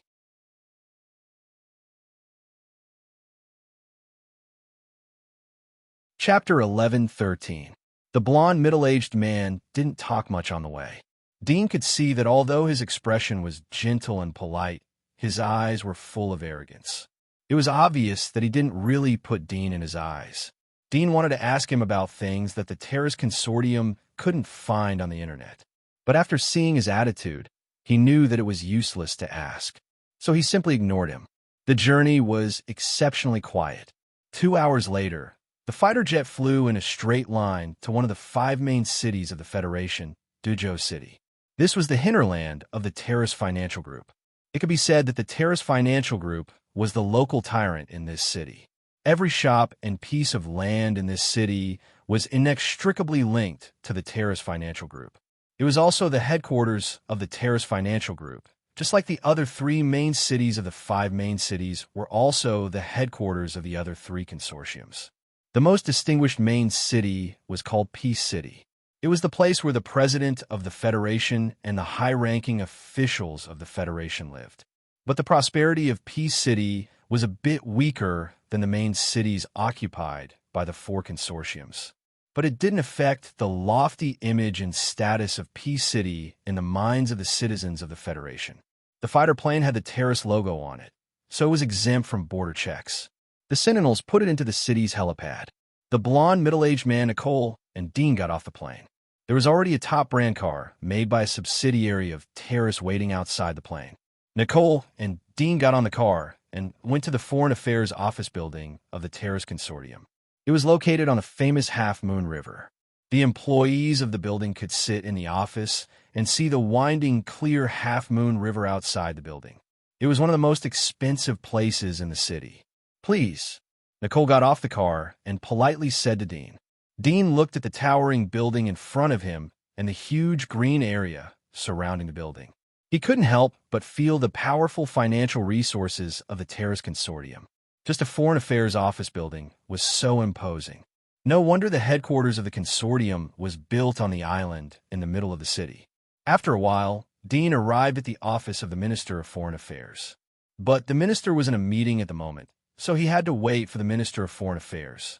Dudian was the only one in the big office. There was a young and beautiful secretary in front of him. There was a cup of coffee in front of him. He looked out of the floor-to-ceiling window in front of him. He could see the distant half-moon river. There were countless short buildings and pedestrians walking on the street. They were as small as ants. From here, he could overlook everything. It seemed that he could control everything. Dean casually turned his head and looked through the wall. He found that the material inside the wall was more special, like metal and wood. Obviously, it was difficult to build such a high-rise building with hundreds of floors with ordinary construction techniques. He saw other offices on this floor, including Nichols. The sign on the desk and the door showed that he was a secretary. In another conference room, Dean saw the Minister of Foreign Affairs, Yin Changza. He had a Chinese face and was about 50 years old. He had an extraordinary temperament. He was telling others about a commercial lawsuit between the Terrace Consortium and the Michael Consortium's Joan Group. Dean's eyes penetrated the man's body. He found that the man's bone density was relatively high. His physique was about 3 times that of an ordinary person. In the Federation, such a physique could be regarded as a special forces soldier. I didn't expect that a Minister of Foreign Affairs like Terrace would have such a physique.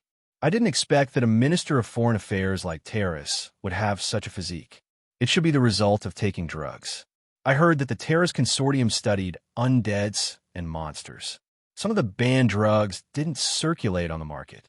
Even ordinary citizens didn't know about the existence of these banned drugs.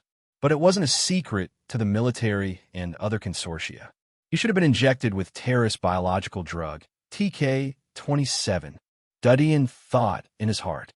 This drug was sold to the military and was one of the sources of Terrace financial resources. The price was extremely expensive. It was said that it was 10 million per unit. In comparison, his regeneration drug was a cheap product. Felix said that this drug is classified as a banned drug. It's not sold to ordinary people because they are afraid that ordinary people's physique is too high. It's easy to cause chaos. If they kill in anger, it's likely that there will be a large number of casualties before the police arrive. In the old society, it's indeed possible. But the Federation is surrounded by foreign enemies, and there are monsters lurking around.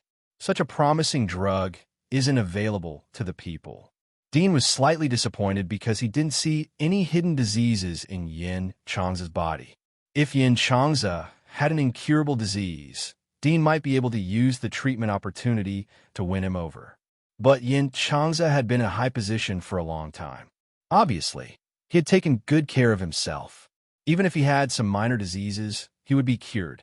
While Dean was thinking, Yin Changza's meeting was over. The secretary at the door reminded him to return to the office. As soon as he entered the door, he saw Dean sitting on the sofa drinking coffee. Yin Chang's expression didn't change in the slightest. He sat down at his desk and asked the secretary to pour a cup of tea. Then he said to Dean, "Mr. Qin M.O., I heard that you have a business to discuss with us?" Dean felt the arrogance in his bones. He smiled and said, "Since Minister Yin has heard of me, I'll be straightforward. I have a drug in my hands that is better than regenerative medicine. Once it is launched into the market, it will inevitably cause a sensation. It can cure many difficult and miscellaneous diseases in the market. I'm willing to sell this drug to you. I don't know if you are willing to accept it." Yin Chang's expression didn't change at all. He smiled faintly and said, "Mr. Qin Mo, from the looks of it, you're only in your early 20s this year. You're really young and promising. Whether the medicine you mentioned is good or not, we still need our experts to judge it. I wonder what price Mr. Qin would like to sell it for." Dean said, "Not much. 1 billion in cash and an opportunity to enter Randy Company to study." Yin Chang's slightly raised his eyebrows. 1 billion in cash? Mr. Qin really knows how to joke. Even if it turns out to be as useful as you said, it's not worth 1 billion. Moreover, this Randy Company is a pharmaceutical company of our terrorist consortium. It's really questionable whether Mr. Qin is going there to study or for other purposes.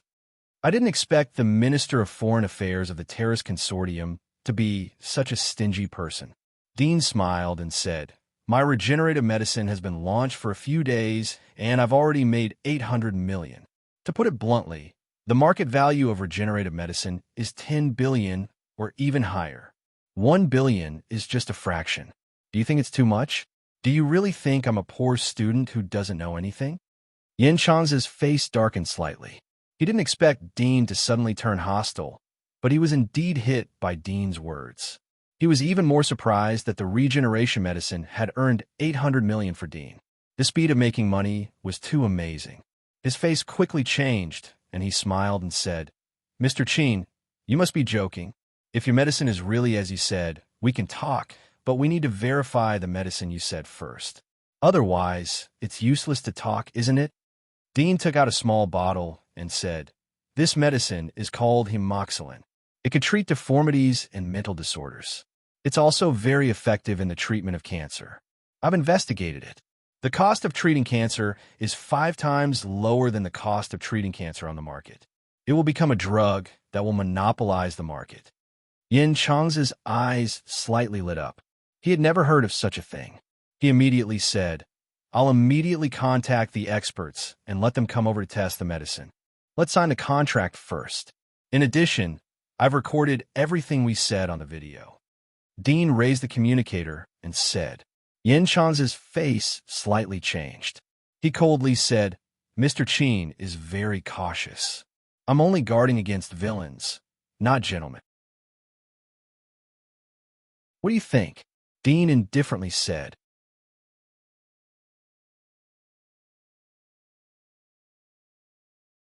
Chapter 11:14. Did the Randy Company agree? Dean was startled. He couldn't help but be shocked. Thinking of the communication he had just picked up, he immediately asked, "Who was looking for you? You haven't reported to the Randy Company yet. How could they agree? Did they already know that I would come here and make such a request?" Yin Changza saw Dean's shocked look and felt that the horror in his heart had faded a lot. He calmly said, "The news came from the headquarters. As for how they know, it is estimated that you leaked it before. Our terrorist consortium's intelligence network is spread all over the Federation. As long as we want to know, nothing can be hidden from us. But Mr. Qin, it seems that the consortium is very optimistic about Mr. Qin. I hope Mr. Qin won't let the consortium down." The Secretary General of the headquarters personally called. Dean's face slightly changed. He felt that things were a bit strange and out of his control. Yin Changza was shocked that the headquarters would pay attention to a small character like him. But he was shocked because how did they know that he would go to the Randy Company to study? He had never told anyone about this matter. He only thought about it in his heart. Could others guess his thoughts? But he hadn't seen the Secretary General of the headquarters. Even if he had the magic mark ability, he couldn't read other people's thoughts. Was it inferred from his behavior? If so, his every move was under the surveillance of the terrorist consortium.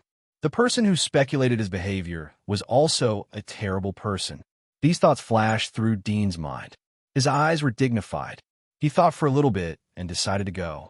If the terrorist consortium was malicious to him, it would be easy to catch him with the power they had shown. It was better to take the initiative to go and see what they were planning. When can I go? Dean asked.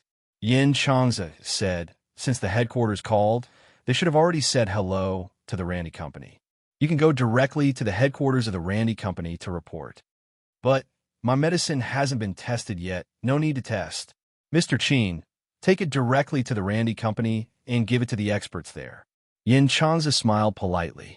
Dean's heart sank as he nodded slightly. He put away the bottle and left the office. Secretary Nick was at the door, leading him to take the elevator and leave the majestic office building.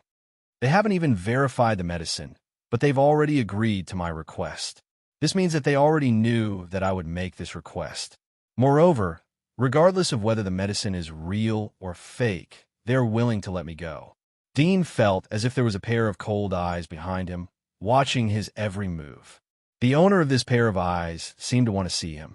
In that case, he would go and see. Dean called a car from the roadside and went to the Randy Pharmaceutical Company headquarters in Duyo City. They showed an extraordinary intelligence network and didn't hide anything. It seems that they are sure that I will go. Dean sat in the car and looked at the scenery outside the window. His eyes were calm as he thought about the pros and cons of the matter. The possibility of the other party being malicious was not big. The reason why they found him should not be because of his pharmaceutical ability, but because of his identity as a demon. In addition, he couldn't think of anything else that was worth the attention of the terrorist consortium. Felix, I'm going to Randy Pharmaceutical Conglomerate's headquarters. They took the initiative to invite me there, and I suspect that they have ulterior motives. If there are any accidents, immediately spread the news that the Randy Pharmaceutical Conglomerate is secretly hiding monsters and make a big commotion. Dean used the communicator to contact Felix. Although he felt that the Randy Company shouldn't be malicious, otherwise he could directly arrest them. But who could be sure that they didn't deliberately make him think so? Perhaps they wanted to lure him into the trap. They were worried that he would counterattack and minimize the casualties. So, he still had to be prepared. Is it the Randy Company of the terrorist consortium? Felix was shocked. What are you going to do there?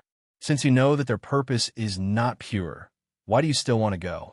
I suspect that they know my identity as a demon, Dean said in a deep voice. Felix was stunned. How is it possible? I didn't tell anyone. If they know your identity, then what are you going to do? Run. It's useless to run. Dean shook his head.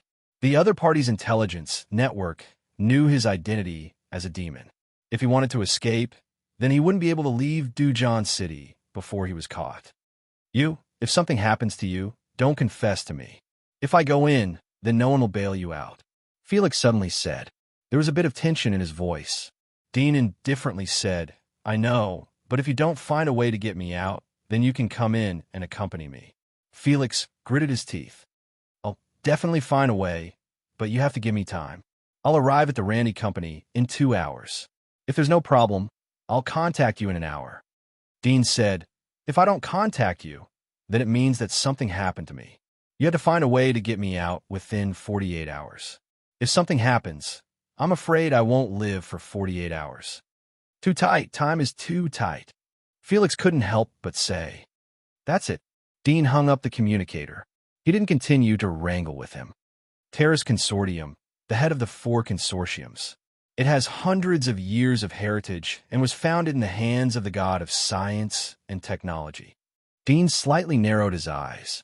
Among the 4 consortiums, the Terrace Consortium stood aloof from worldly affairs.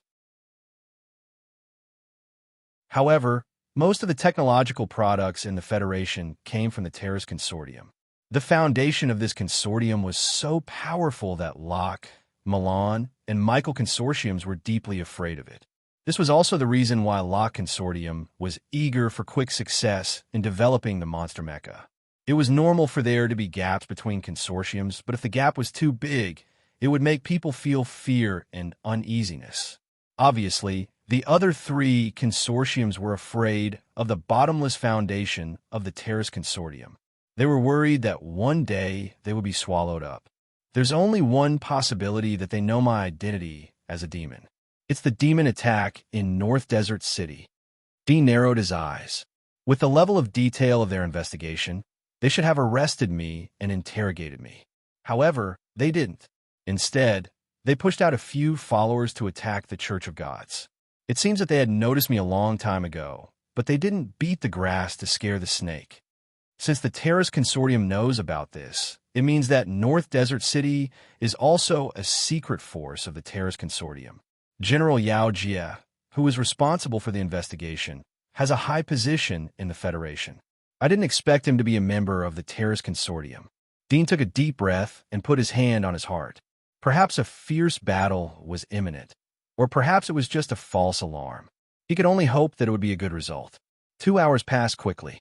Dean came to the entrance of the terrorist company. The headquarters of the terrorist company was more majestic than the previous Foreign Affairs building. The surrounding environment was extremely green, spacious, and clean. There was a huge statue in front of the company. It was the god of science and technology of the Federation. Dean looked up and felt that the latter was looking down at him. There was a mysterious smile on his face. Dean took a deep breath and went in. He showed his identity card in the hall. Soon, a woman in a business suit trotted over. She looked at Dean and said, "Mr. Chin, the headquarters has arranged for you to come to our R&D department. Please come with me." Dean was startled. He slightly restrained his strength and nodded. "Please." The woman in business attire led the way in the front. They took the elevator and went to the vast factory building behind the Randy company. They passed through 4 or 5 buildings in a row before stopping. This is the R&D department of the terrorist company. There are famous scientific academicians here. The woman in business suit couldn't hide the respect and pride on her face. She introduced Dean and took him to the registration office of the R&D building. "It seems that they really want me to come to study?" Dean was surprised. He felt that he couldn't understand the terrorist consortium. The woman in front of him was not a disguise. 9 out of 10 of her words were true. How could the terrorist consortium dare to let him come to the place where the valuable scientific academicians worked? Weren't they afraid of being killed by him? Don't they know my identity as a demon? Dean was suspicious. Just because of the regenerative medicine, they put me in such a high position.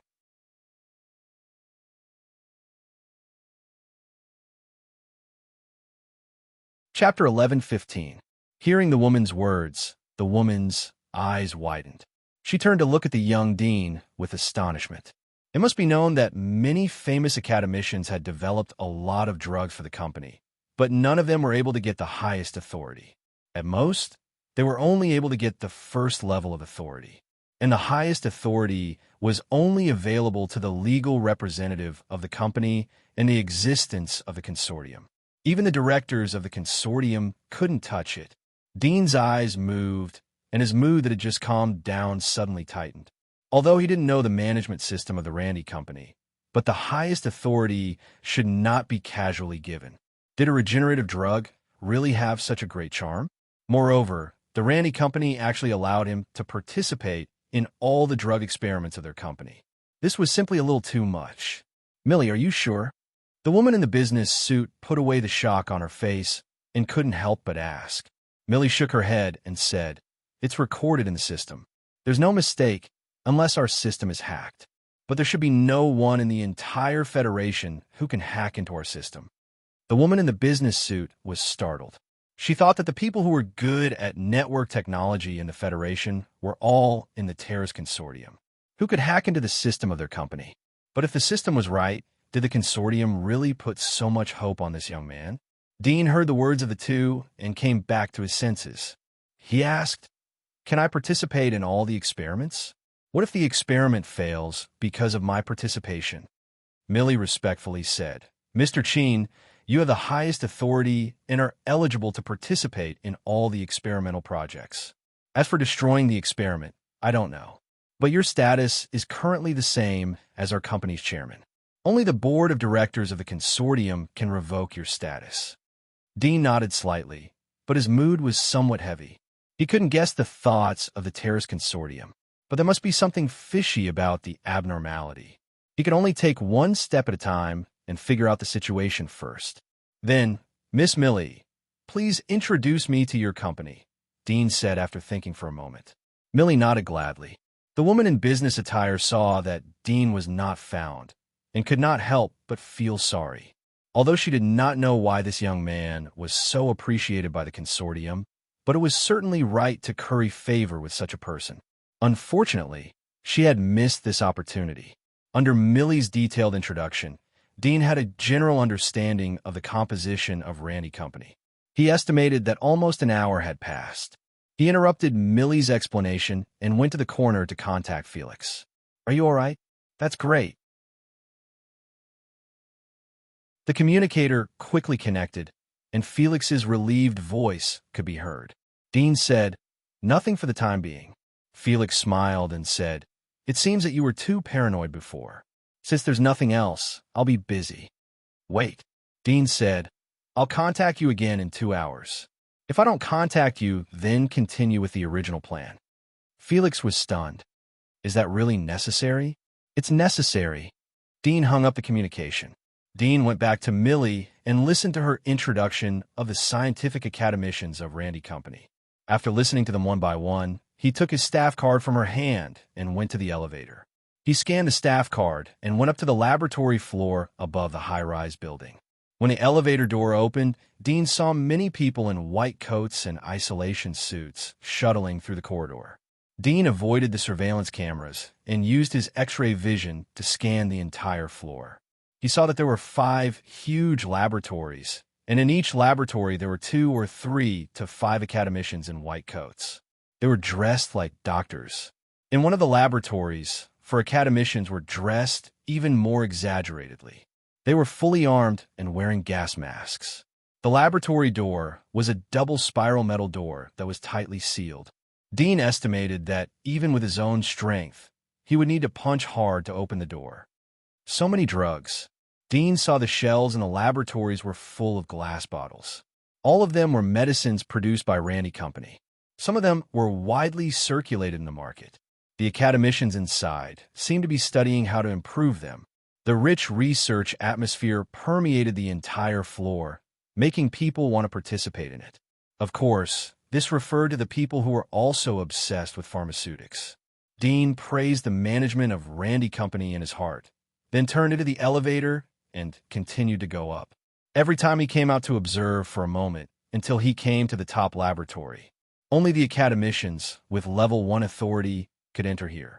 Even if other people wanted to come in, the staff card was not set enough authority, so the elevator couldn't go up. There were only 3 laboratories on this floor. The area was more spacious. 2 of the laboratories were empty. Only 1 laboratory was in operation. There were 3 older academicians, 2 men and 1 woman. One of them was an old man with blonde hair and deep cheeks. It could be seen that he was young and elegant. The other one had gray hair and a Chinese face. There was a woman in her 40s who also had a Chinese face. She had a quiet and elegant, mature temperament. Dean glanced at them and was attracted by the situation in the laboratory. His eyes flashed a chill.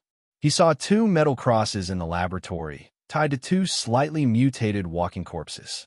At first glance, it was not long since they were infected from humans to walking corpses. Their skins still retained human skin color, and they wore simple uniforms of the Randy Company. Are these experimental mice cultivated by Randy Company? Dean looked at the 2 undeads, a man and a woman. Both were very young. At the moment, their faces were ferocious. They were roaring at the 3 academicians who were talking. The other experiments on the lower floors were using mice. They were also studying the drugs that were circulating in the federal market. Only in this way, the pain of the Federation couldn't be exposed. Although he was mentally prepared, he still couldn't help but sigh when he saw the other side of this conscientious enterprise that was highly praised by the citizens of the Federation and respected by countless people. But soon, Dean cheered up and felt a trace of excitement. Felix was right. The terrorist consortium was really studying the undeads and trying to crack the secrets of the undeads. I came to the right place. Dean was happy. He carefully looked at the instruments in the laboratory. He had never seen these instruments before. He couldn't even find them on the market. He couldn't even identify the effects. The next moment, Dean's mind suddenly became alert. Randy Company raised his authority to the highest level. Was it to let him participate in the undead's experiment? Weren't they afraid that he would be scared and the news would spread? Unless they knew that he was a demon, they would never be scared by such a small thing. As expected, they knew his identity.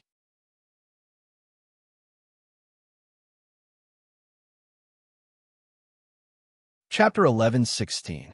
Ding! Dudian swiped his card at the door. The metal spiral door of the laboratory opened. The three people inside were surprised by the sudden opening of the door. They turned around and saw a strange face. "Who are you?" The quiet woman frowned and asked softly. Dudian smiled. "My name is Chin Mo. I have just arrived at your company. I came to see the experiment. Are you studying the undeads?" Chin Mo? The blond, old man frowned. He didn't remember the name. He noticed that Dudian could open the door of the laboratory. He asked, "Do you have level 1 authority?" Dudian smiled. "The consortium has given me the highest authority. They allow me to participate in all the experiments of the company." Highest authority? The three were shocked. They had been in the company for many years and had made countless contributions. But they were only given level 1 authority. As far as they knew, the highest authority of the company was basically not granted to the employees. "Were you sent by the consortium?" Another white-haired old man frowned. Dean smiled and said, "I'm just here to study. Please forgive me if I disturb the three of you." The white-haired old man saw that Dudian avoided his question, so he didn't continue to ask. He was slightly dissatisfied in his heart. The consortium had promoted such a young junior to the highest authority of the company. What was the significance of them who had dedicated their lives to the company? However, he had seen too many people who relied on their background to reach high positions. Although there was dissatisfaction in his heart, he didn't show it. He just nodded to Dudian and continued to look at the experimental data in his hand. "Chin Mo, to be on the safe side, I have to verify your identity." The quiet and mature woman smiled sweetly. "My name is Chu Huiru. I'm a bioinformatics expert." "Hello." Dudian nodded and handed over his employee card to her for scanning. Chu Huiru was startled for a moment as she saw the results of the scan. She sighed in her heart, but her face was gentle as usual. She returned the employee card to Dudian. "Mr. Chin Mo is really young and promising. I hope that we will have a pleasant cooperation in the future. All three of you are my seniors. I hope that the seniors will be generous in teaching me." Dudian laughed. The three of them saw that his attitude was humble and his tone was sincere. The dissatisfaction in their hearts gradually faded and their attitudes became much more relaxed. They each introduced themselves. The golden-haired old man was called Sovas, and the white-haired old man was called Qian. "Master Qian, do you want to study the medicine to cure the undead?" Dean casually asked after a few words of greeting. Qian shook his head and smiled. "Of course not. There hasn't been any significant progress in the medicine for the treatment of the undead for so many years. The company's research funding in this area has also been reduced. Now, no one is doing this kind of useless research. We're extracting the virus from the corpse and decomposing it. We hope to extract the cyclic fission gene from the corpse virus." Cyclic division gene? Dean was curious. Qian smiled and said, "This is a conjecture put forward by an expert 20 years ago from the research of the undead. Unfortunately, he has passed away. In recent years, the conjecture of the cyclic splitting gene has been confirmed. It seems to really exist. In our research, we have also found some clues. If we can really extract it, it will have a great effect. It can increase the lifespan of ordinary people, and it is even possible to achieve immortality." Immortality? Dean was surprised. Is there life in this world that can be immortal? Not in the past, but it is hard to say in the future. Qian revealed a mysterious smile. Chu Huiru looked serious. Even if it can't make people immortal, but it can greatly increase their lifespan. Living for 400 or 500 years isn't a problem. Think about it. If everyone's lifespan can be greatly increased, then the butterfly effect will be very strong. A person who has lived for 500 years will have a profound knowledge. Coupled with the reproductive power of human beings, the territory will expand more than 10 times. Maybe we can reclaim the position of the Earth's hegemon. Dean nodded. Even if the lifespan doubled, the butterfly effect would be unimaginably terrible. But how could there be such a thing in the undead virus? He thought of the body structure of the ice worm, the immortal cells, and the infinite division of metamorphosis. The virus appeared after the invasion of the Earth by the magic worms. Now it seemed that it was very likely that the virus was put on the Earth by the magic worms. These undead are infected. Is there no way to restore them to human form? Dean asked the three. Sawa shook his head and said, once a zombie is completely infected, it's basically hopeless. The cells and memory carriers in the brain have all been torn apart by the mutation caused by the virus. Even if the body can be restored to human form, the brain can't be restored. The human brain is the most complicated machine, and with the current technology, it's impossible to completely repair a damaged brain. Dean's heart was cold. He felt as if a thorn was piercing his heart. But he still asked, is there no way? There are so many infected people. If we can cure them, then the value is not greater than the creation of the immortality medicine. Chiani chuckled. How can it be compared? If there is an immortality medicine, then the value is incomparable. What is more attractive than immortality in this world? Those who were infected were just ordinary people. Even if a cure could be developed, who would buy it? Do their relatives have so much money to buy the medicine? If there is, then they won't let their relatives leave the city and get infected. Dean was startled. He felt as if his heart was squeezed and squeezed by a hand. Qian Yi's words caused his brain to heat up, and he even wanted to tear the three of them apart. However, his rationality made his body stand like a nail on the spot. Perhaps he should have seen through this earlier. The big shots wanted to live forever and continue to enjoy life. Ordinary people only wanted to save their lives. However, the big shots controlled most of the resources. It was destined that the resources would tilt according to their wishes. Even if there was a medicine that was suitable for ordinary people, it was only because the market demand was large and they could fill their pockets. So, the company is no longer doing research in this area. Dean was silent for a long time, then slowly opened his mouth. Chu Huiru was keenly aware of the fluctuations in the young man's aura. She immediately said, it's not that the company is not doing research in this area, but no one is willing to do it. Not to mention the difficulty, the funding is small. If the research fails, they will be criticized. Unless there is 70% or 80% certainty, then it is just asking for trouble. Dean exhaled and said, I know. Can I participate in this experiment? I will only observe. I won't affect you. The three looked at each other, but thinking that Dean had the highest authority, they could not refuse. Qian nodded. Okay, you're still young. It is good to watch.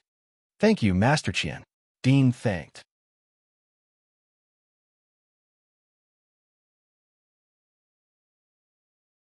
Chapter 11:17. Dean watched from his side and didn't disturb them. He casually went to the other side of the laboratory. There was a row of metal cabinets. It looked like the ones in the morgue. Dean opened one of the cabinets. There was a pale girl lying inside. Her lips were pale. She didn't have any clothes on her body. Her body was clean, and there was no wound. Dean looked at the cabinet and pushed it back. He opened the cabinet next to it. There was a baby inside. It looked like a ceramic sculpture. It was quietly lying inside. There was no breath. Chinamo, what are you doing? Chu Huiru noticed Dudian and asked in a soft voice. Dean turned around and smiled. Nothing. I'm just looking around. Did I disturb you?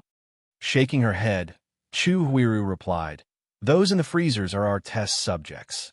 Most of them died of diseases, and their families donated them to us. We're using their bodies for research, and I hope that we can gain something from it. Dean smiled.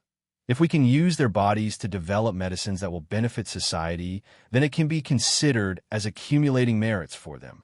Chu Huiru smiled. This is also something we have to work hard on. At this time, Qian Yi and Soras seemed to be talking about a contradiction. They immediately pulled Chu Huiru over. Dean strolled to the metal shelf next to the freezer. There were many bottles and jars on it. They were of different sizes. They were labeled with letters. There was no name or record of the effect. Qian, Yi, and Sora's were able to identify what was inside from the labels. He picked up the bottles and glanced at them. Then he went to the other side of the laboratory. There was a row of bookshelves. There were a lot of documents on them. He took out 2 of them and looked at them. One was the genetic data of coiled tiger beast. The other one was the investigation report of melanosis. He quickly flipped through it, and with his extraordinary memory, he memorized the knowledge inside. Although he didn't understand some things, he could slowly learn them in the future. After reading 7 or 8 documents in a row, he deeply felt the advanced technology of the Federation. There were many things that he had never heard of, and he couldn't understand them at all. Even if he learned all the knowledge in the super chip, he would only barely be able to deduce 1 or 2 of them. There was no end to learning. Dean sighed in his heart. At the same time, he was excited. This was a good thing for him.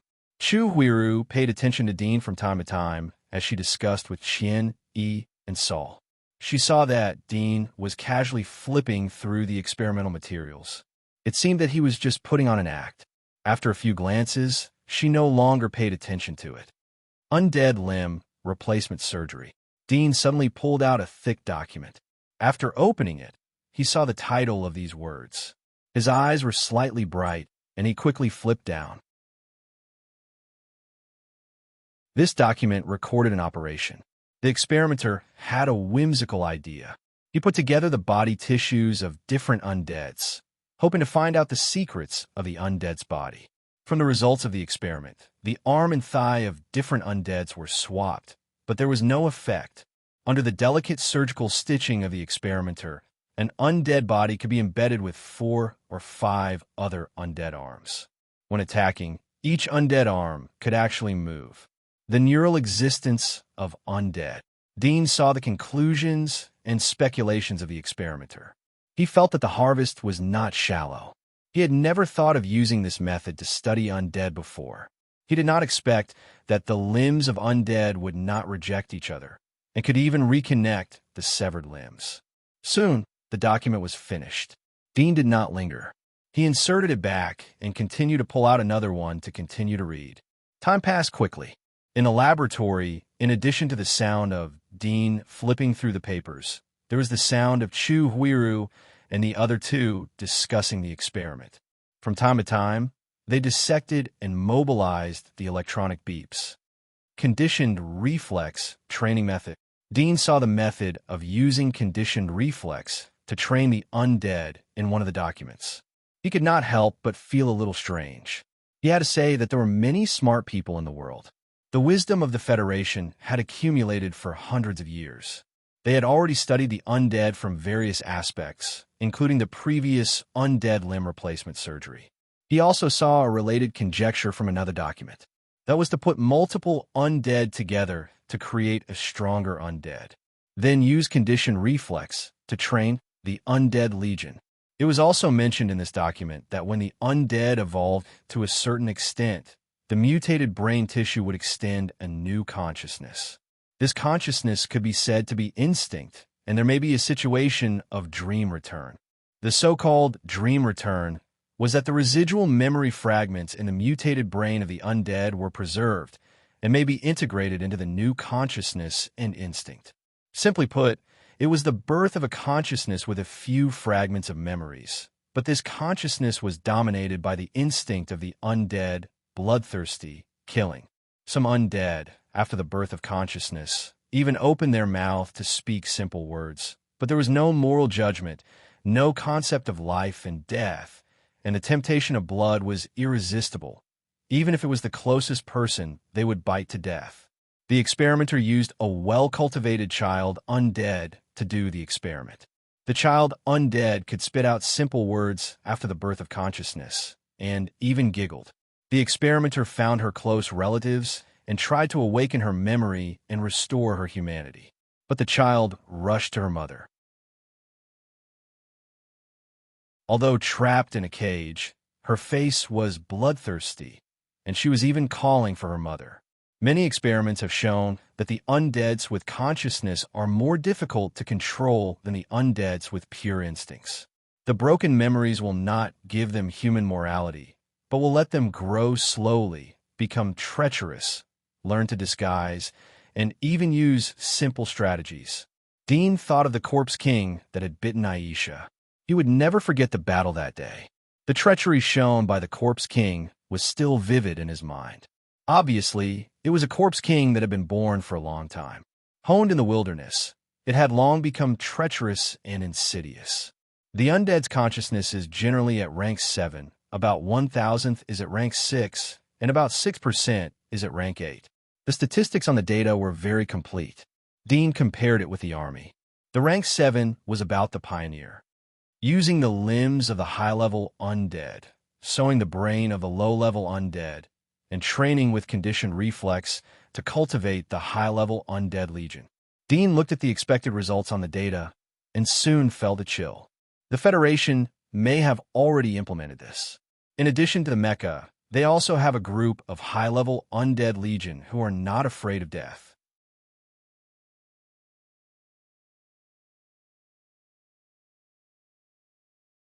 Chapter 11:18.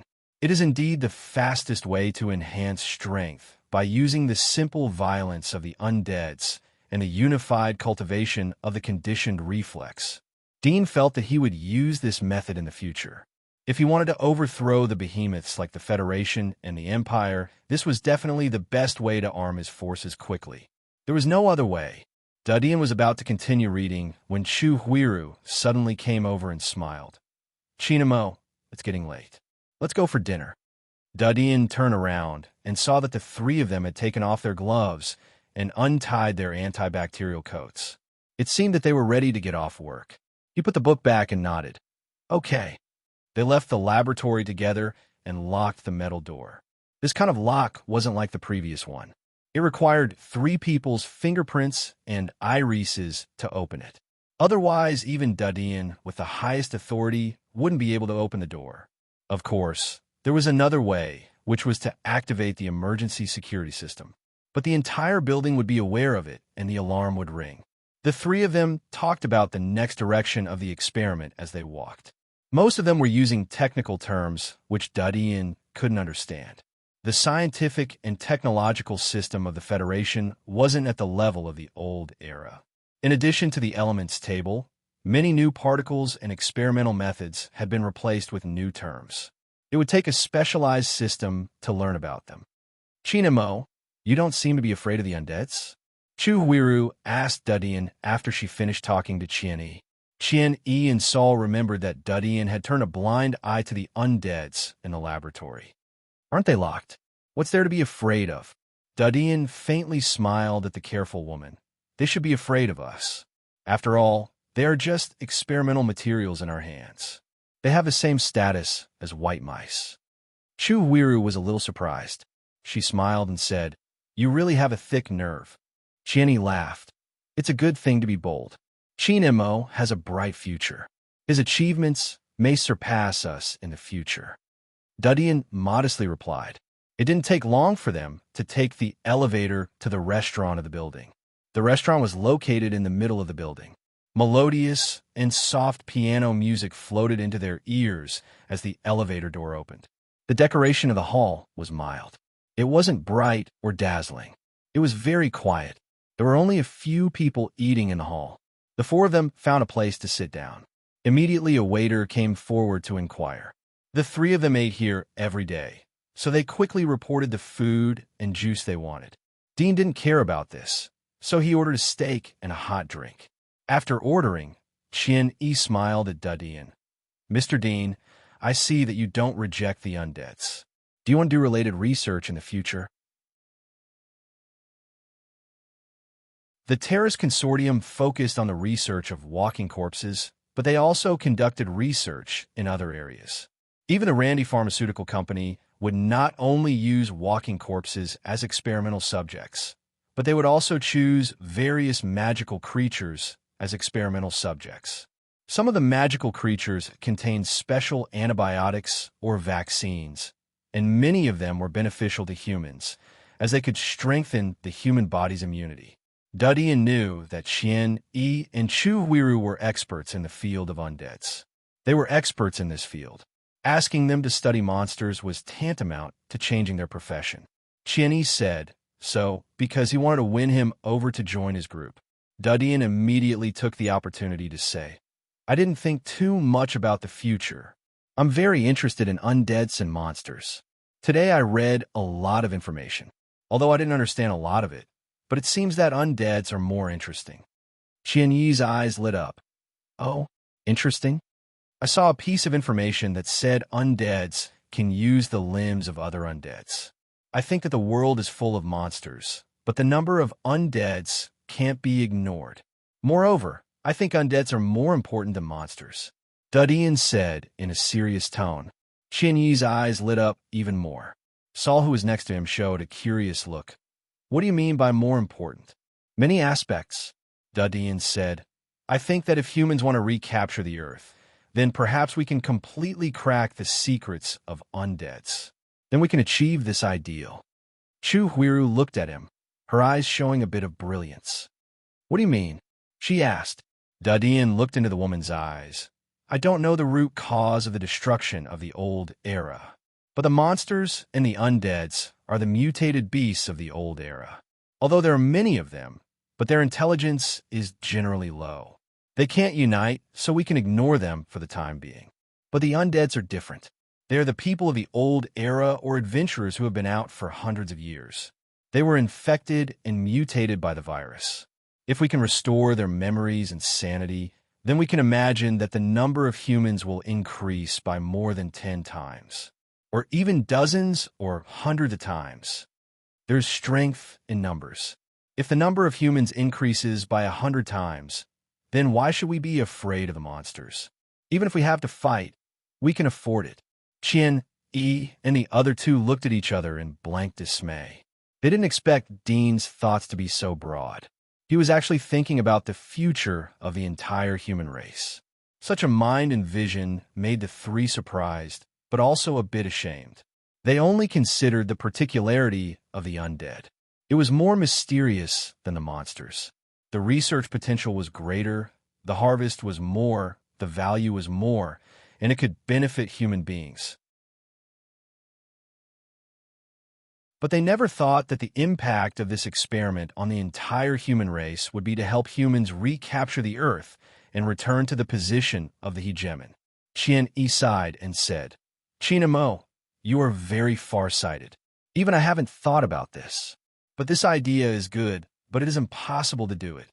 He sighed and said, let the undeads restore their memories and turn back into humans. Such experiments have been researched by consortiums for hundreds of years, but they have all failed. This is irreversible. Just like a dead person, there is no way to resurrect them. Even with the current technology, it is meaningless to restore the heartbeat of the dead and restore the vitality of the body. It can only be a vegetable. Let the living corpse accompany the family and comfort them. Dujian's face was slightly gloomy. He came to Terrace full of hope, but the answer he got was always the same sentence. There was no way. At the moment, his heart was full of anger. He even wanted to smash the table in front of him. Hundreds of years of research, but there was no progress. Are you all good-for-nothings? Are you all trash? But he didn't say this out loud. After a few breaths, he suppressed his anger. He knew that these research experts were all intelligent people, and it was precisely because of this that this matter gave him such a heavy blow. For hundreds of years, countless experts had studied, but there was no answer. Would he be able to do it alone? Although he didn't want to admit it, the probability was so low that it was powerless. He never looked down on himself, nor would he overestimate himself. But even if the hope was slim, should he give up? If he gave up, who else in this world would fight for this matter? Who else would fight for her? Thinking of her figure wandering in the wilderness like a lonely ghost, Dudian felt a stab of pain, like a sharp knife stabbing into his heart. That was a hand he could never let go, even if he had to fight for his whole life. If I can live a little longer, if 10 years is not enough, then 100 years. If 100 years is not enough, then a few hundred years. In the next few hundred years, the level of technology may be unimaginable now. At that time, there will definitely be a cure. Dudian secretly thought, and suddenly felt a burst of hope. He thought that the technology of the old era, from the creation of steam engines to the launch of nuclear bombs, was less than 100 years. Once the technology took off, the speed of development was unimaginable. He believed that there would be more magical technology in the future.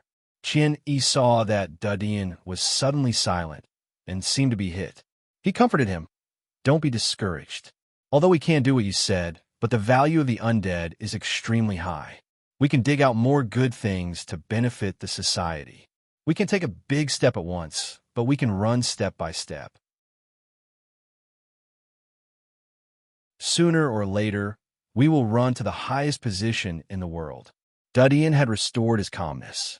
He nodded and pretended to think, and then said, I intend to apply to the company to study the undead. Qian-Yi was surprised. So fast? You don't want to participate in our experiment? Dudian smiled. Of course, I want to participate. I want to learn more from the seniors. When I have learned enough, I will do my own research. If there is anything I don't understand, I will ask the three of you. I hope you can teach me. Haha, well said. Qian-Yi laughed. At this time, the waiter brought the dinner of the few people. The few of them chatted as they ate, casually chatting about the experiment and the recent interesting news. After eating, they left and went back to their respective residences. Dudian told Felix that he was safe, and then he found Millie and asked her to take him to the residence assigned to him by the company. The residence was in the company building, and the environment was no less than a high-end hotel. After taking a bath, Dudian lay on the soft bed, looking at the brilliant night view outside the floor-to-ceiling window, and then looked at the huge crystal chandelier on the ceiling. In a trance, there was a feeling of returning to the old era, but he knew that this was not the old era. Although it was also a modern world of technology, but the people had changed. Gently sighing, Dudian closed his eyes and fell asleep comfortably. It had been a long time since he had such a relaxing rest. Dudian slept until dawn, feeling full of spirit. He got up to wash and went to the restaurant to eat breakfast. He happened to meet Chu Huiru, so he took her table and ate together. You got up so early? Chu Huiru was surprised by Dudian's diligence.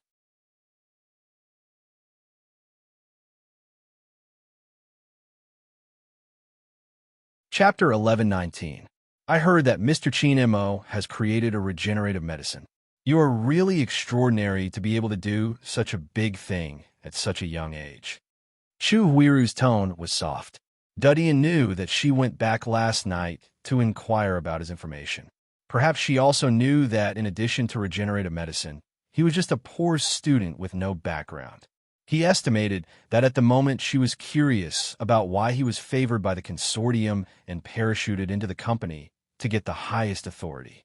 He did not answer her directly. He humbly smiled and pretended to be mysterious. He changed the topic to the weather. Chu Huiru didn't ask directly, as she saw that Dudian didn't know anything. They casually chatted for a while and went to the laboratory with Dudian after dinner. Dudian didn't understand the meaning of the terrorist consortium, but since the other party had given him the highest authority, he could participate in all the experiments at will. He was happy to use this shortcut to understand the many experiments of the terrorist consortium. He also learned about the secrets of the Federation that ordinary people didn't know. During the day, he would watch Qian-Yi and Chu Huiru's experiments. Sometimes he would read the materials and learn about them. At night, he would return to his residence and contact Felix. He asked him to send people to take care of the Dream Company. Originally, he didn't want to mix the Dream Company with Felix. He wanted to use the company as his base in the Federation. In the future, he would accept Barton and Noyce to help him. The so-called Cunning Rabbit has 3 burrows.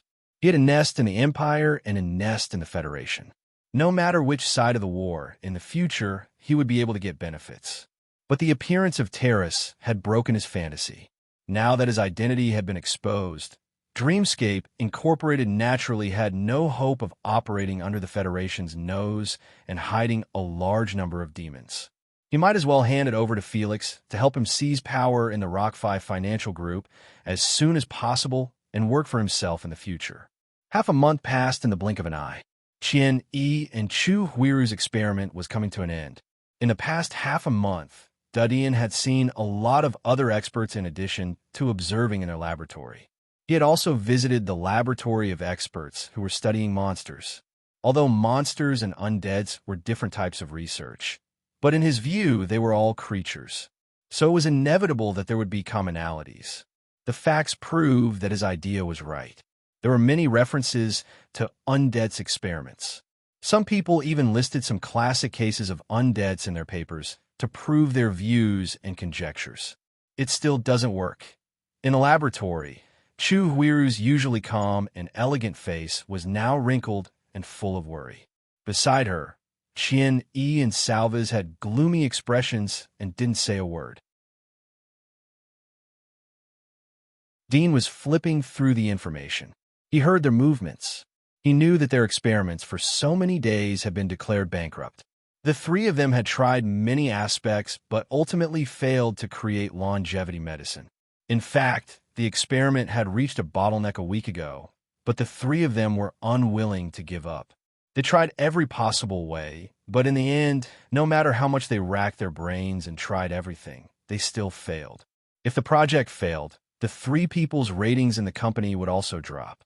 When it dropped to a certain level, they would be fired by the company. Dean quietly put down the experimental data in his hand and left the laboratory. He didn't want the three to vent their anger on him. Although they didn't dare to be angry in public, but if they were secretly angry, it would add trouble to him. After leaving the laboratory, Dean went to the restaurant to order food. He saw a gray-haired old woman sitting in the corner. The old woman was wearing an expert's clothes. Her dress was simple, but her temperament was very dignified. She was looking at the bowl of noodles in front of her. "Grandma Lan Xin, what's wrong with you?" Dean immediately went over. Zhang Lanxin recovered from her melancholy. When she saw a handsome young man, she couldn't help but smile. It's Qin Mo. Dean knew that she was from the faction that studied monsters. Seeing that she was a little annoyed, he asked, "Grandma Lan Xin, is there something wrong with the experiment?" Zhang Lanxin was kind to Dean. She shook her head and smiled. "It's nothing. I just miss the children a little." "Miss the children? Lan Xin, did those bastards come to find you again?" At this time, an old but very dignified voice next to her coldly snorted. Dean looked up and saw that it was Kong Ji, Zhang Lanxin's frequent research partner. He couldn't help but be surprised. "Master Kong, someone dares to find trouble with Grandma Lan Xin?" Kong Ji recognized Dean and knew that he had a big background. His attitude towards him was relatively calm. He didn't treat him as a junior. He coldly snorted. "They're a group of damn things. I say, we shouldn't care about these scumbags. It's best to let them fend for themselves." "You can't say that. They are innocent." Zhang Lanxin's soft face slightly stiffened. She seemed to be a little angry. Kong Ji seemed to be a little afraid. He turned to Dean and said, "You don't know. Your Grandma Lan Xin likes to do good deeds. She is overflowing with love. Unfortunately, in this world, good people don't get good rewards. Your grandma has been doing research in the company for many years. All the money she earned was donated to the poor areas of the outer city to treat cancer and nuclear radiation infection. It was a good thing, but who knew that two of her experiments had failed? She had no money in her hands. Those who were helped by her found her and asked her to pay for the follow-up treatment. You see, she lives in the company. She has no money. How can she pay for their treatment? The result is that these bastards are blocking the company's door every day. It's as if she owes them money." Dean was dumbfounded. He didn't expect it to be such a small matter. Kong Ji turned to Zhang Lanxin. "You can borrow money from me for other things. But if you want to donate to these heartless bastards, I will never agree." Zhang Lanxin wanted to say something, but stopped. She sighed. "It's all my fault. It's all my fault." Dean was speechless. Although he saw that the grandma was kind-hearted, he didn't think that she would be good to this point. He shook his head. "It's not your fault. I will help you solve this matter. You don't have to worry about it." Zhang Lanxin was startled. "Are you willing to lend me money?" Dean asked. "Are you willing to continue to fill the gaps of these vampires?" Zhang Lanxin sighed. Their loved ones are in the ward. They are anxious for money. Kong Ji was about to get angry when Dean interrupted. There are too many people like this in the world. Grandma, how much can you help? Yes. Kong Ji immediately shouted. Zhang Lanxin hesitated for a moment. If you are willing to lend me money and help them, I won't do such things again. Dean saw that she seemed to wake up. He was relieved and said, No problem. Leave it to me this time. Kong Ji snorted and turned his head. You're tuning into the Warrior Lore YouTube channel.